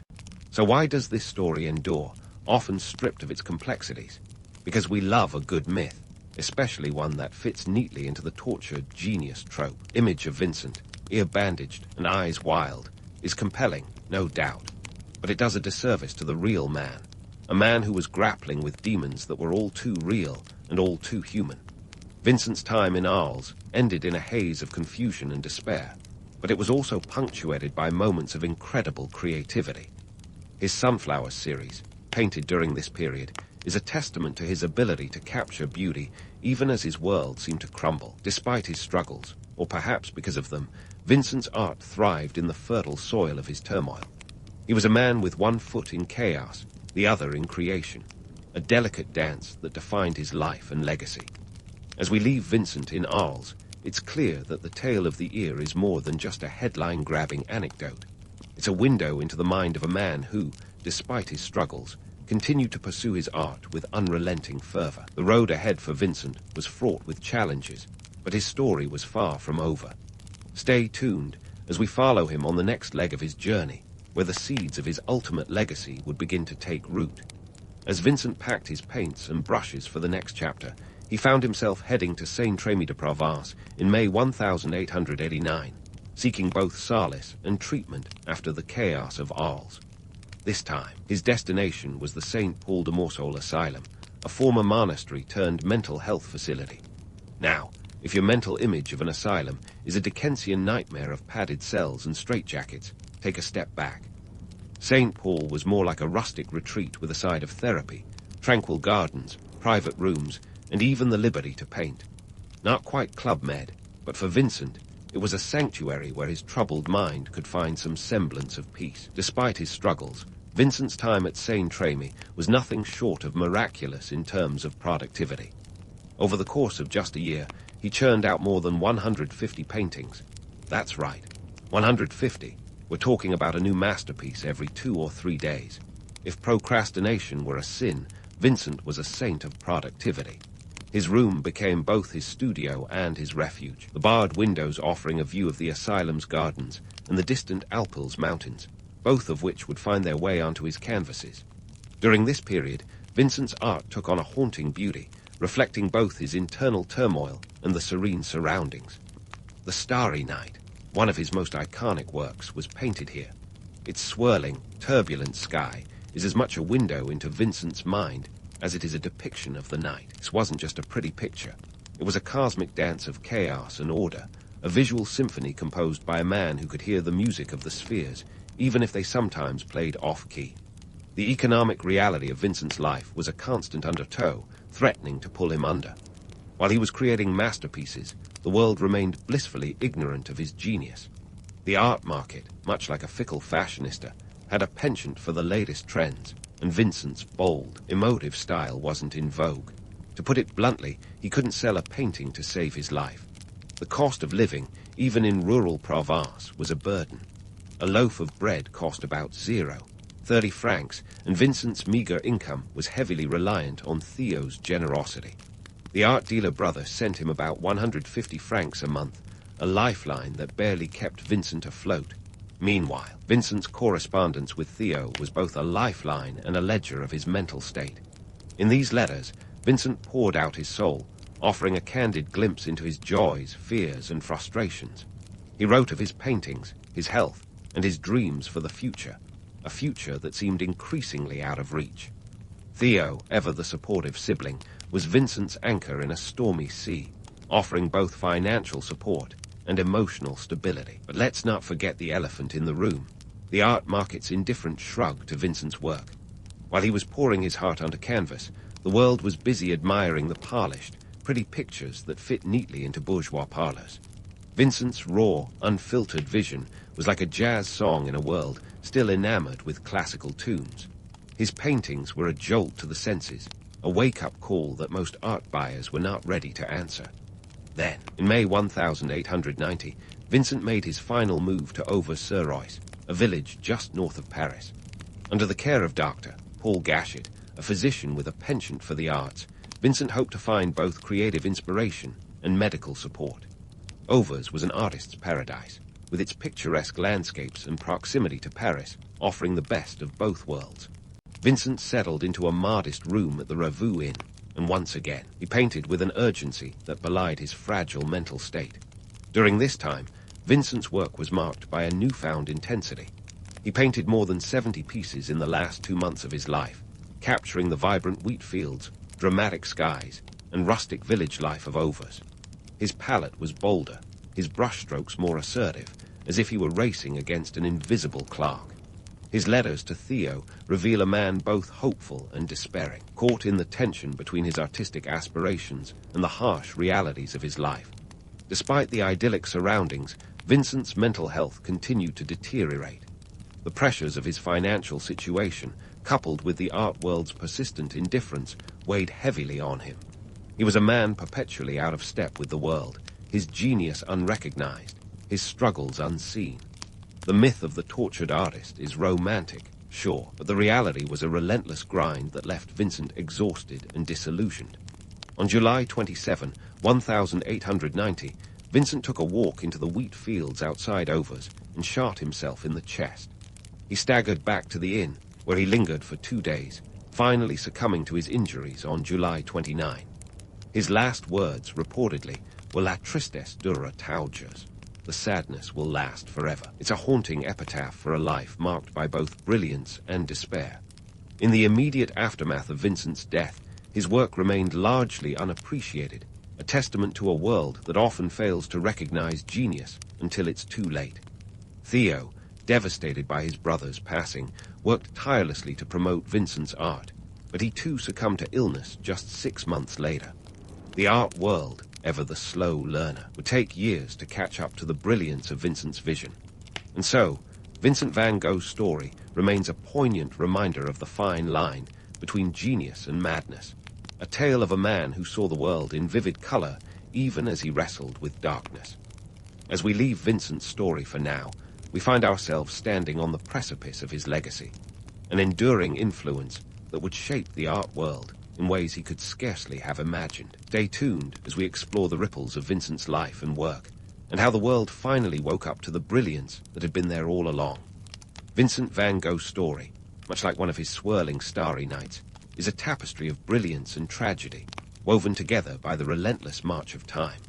When Vincent died in 1890, his work was largely unrecognized, languishing in obscurity like a buried treasure, waiting for the world to catch up. But let's not underestimate the power of persistence and a little bit of familial tenacity.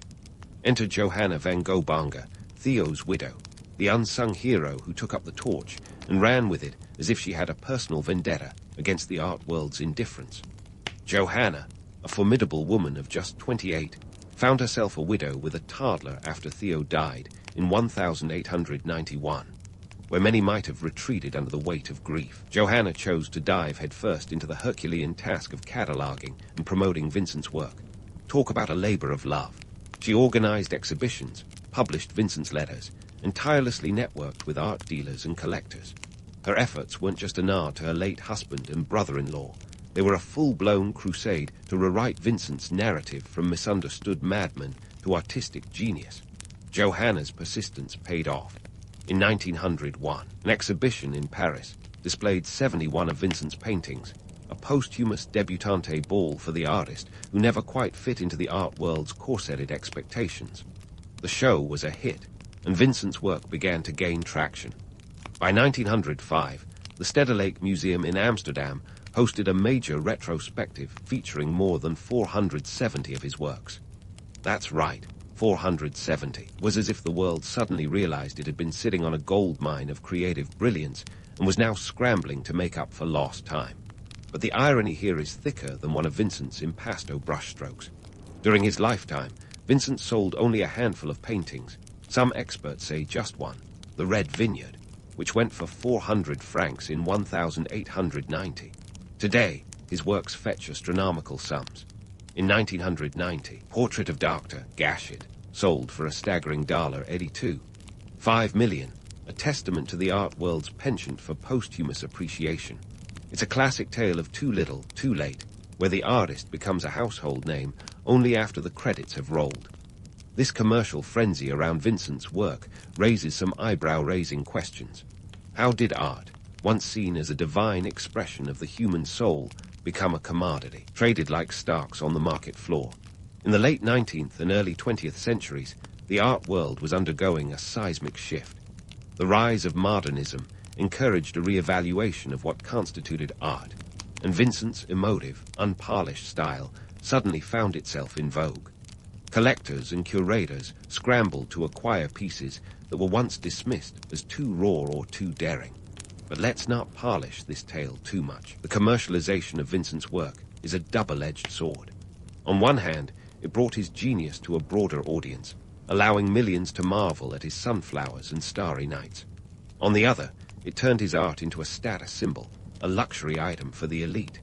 It's the kind of irony that Vincent himself might have appreciated, a nod to the absurdity of a world that often values things only when they are out of reach. Vincent's legacy, however, isn't just about auction prices and gallery walls. It's about the enduring influence he has on modern culture and the art world. His bold use of color, expressive brushwork, and emotional intensity paved the way for countless artists who dared to break the mold. Think of him as the godfather of Expressionism, a movement that would shape the course of modern art. Today, Vincent is everywhere. He's on tote bags, posters, and even socks, a testament to his universal appeal. His story resonates because it taps into the human condition. We see in Vincent the struggle to be understood, the yearning to create something meaningful, and the battle against inner demons. And who among us can't relate to that, even just a little? Yet, even as we celebrate Vincent's genius, it's crucial to remember the man behind the myth. He was more than just a caricature of the tortured artist. He was a complex individual navigating a world that often felt alien to him. His letters, filled with raw emotion and vivid descriptions, offer a window into his soul, a soul that, despite its turmoil, never ceased to seek beauty. So, what's the takeaway from Vincent's story? Perhaps it's a reminder that true genius is often misunderstood in its time, that the path to greatness is rarely linear, more like one of Vincent's swirling skies, full of unexpected turns and hidden beauty. It's a lesson in the power of perseverance, both Vincent's and Johanna's, and a testament to the enduring impact of art that speaks to the human experience. As we close the chapter on Vincent van Gogh, let's do so with a nod to the man who, despite his struggles, left a legacy that continues to illuminate the art world. In the end, Vincent's story is one of redemption, not just for him, but for all the misunderstood geniuses who dared to see the world differently. His legacy is a beacon, reminding us that even in the darkest moments, there's a starry night waiting to be painted. And perhaps, just perhaps, that's the most beautiful irony of all.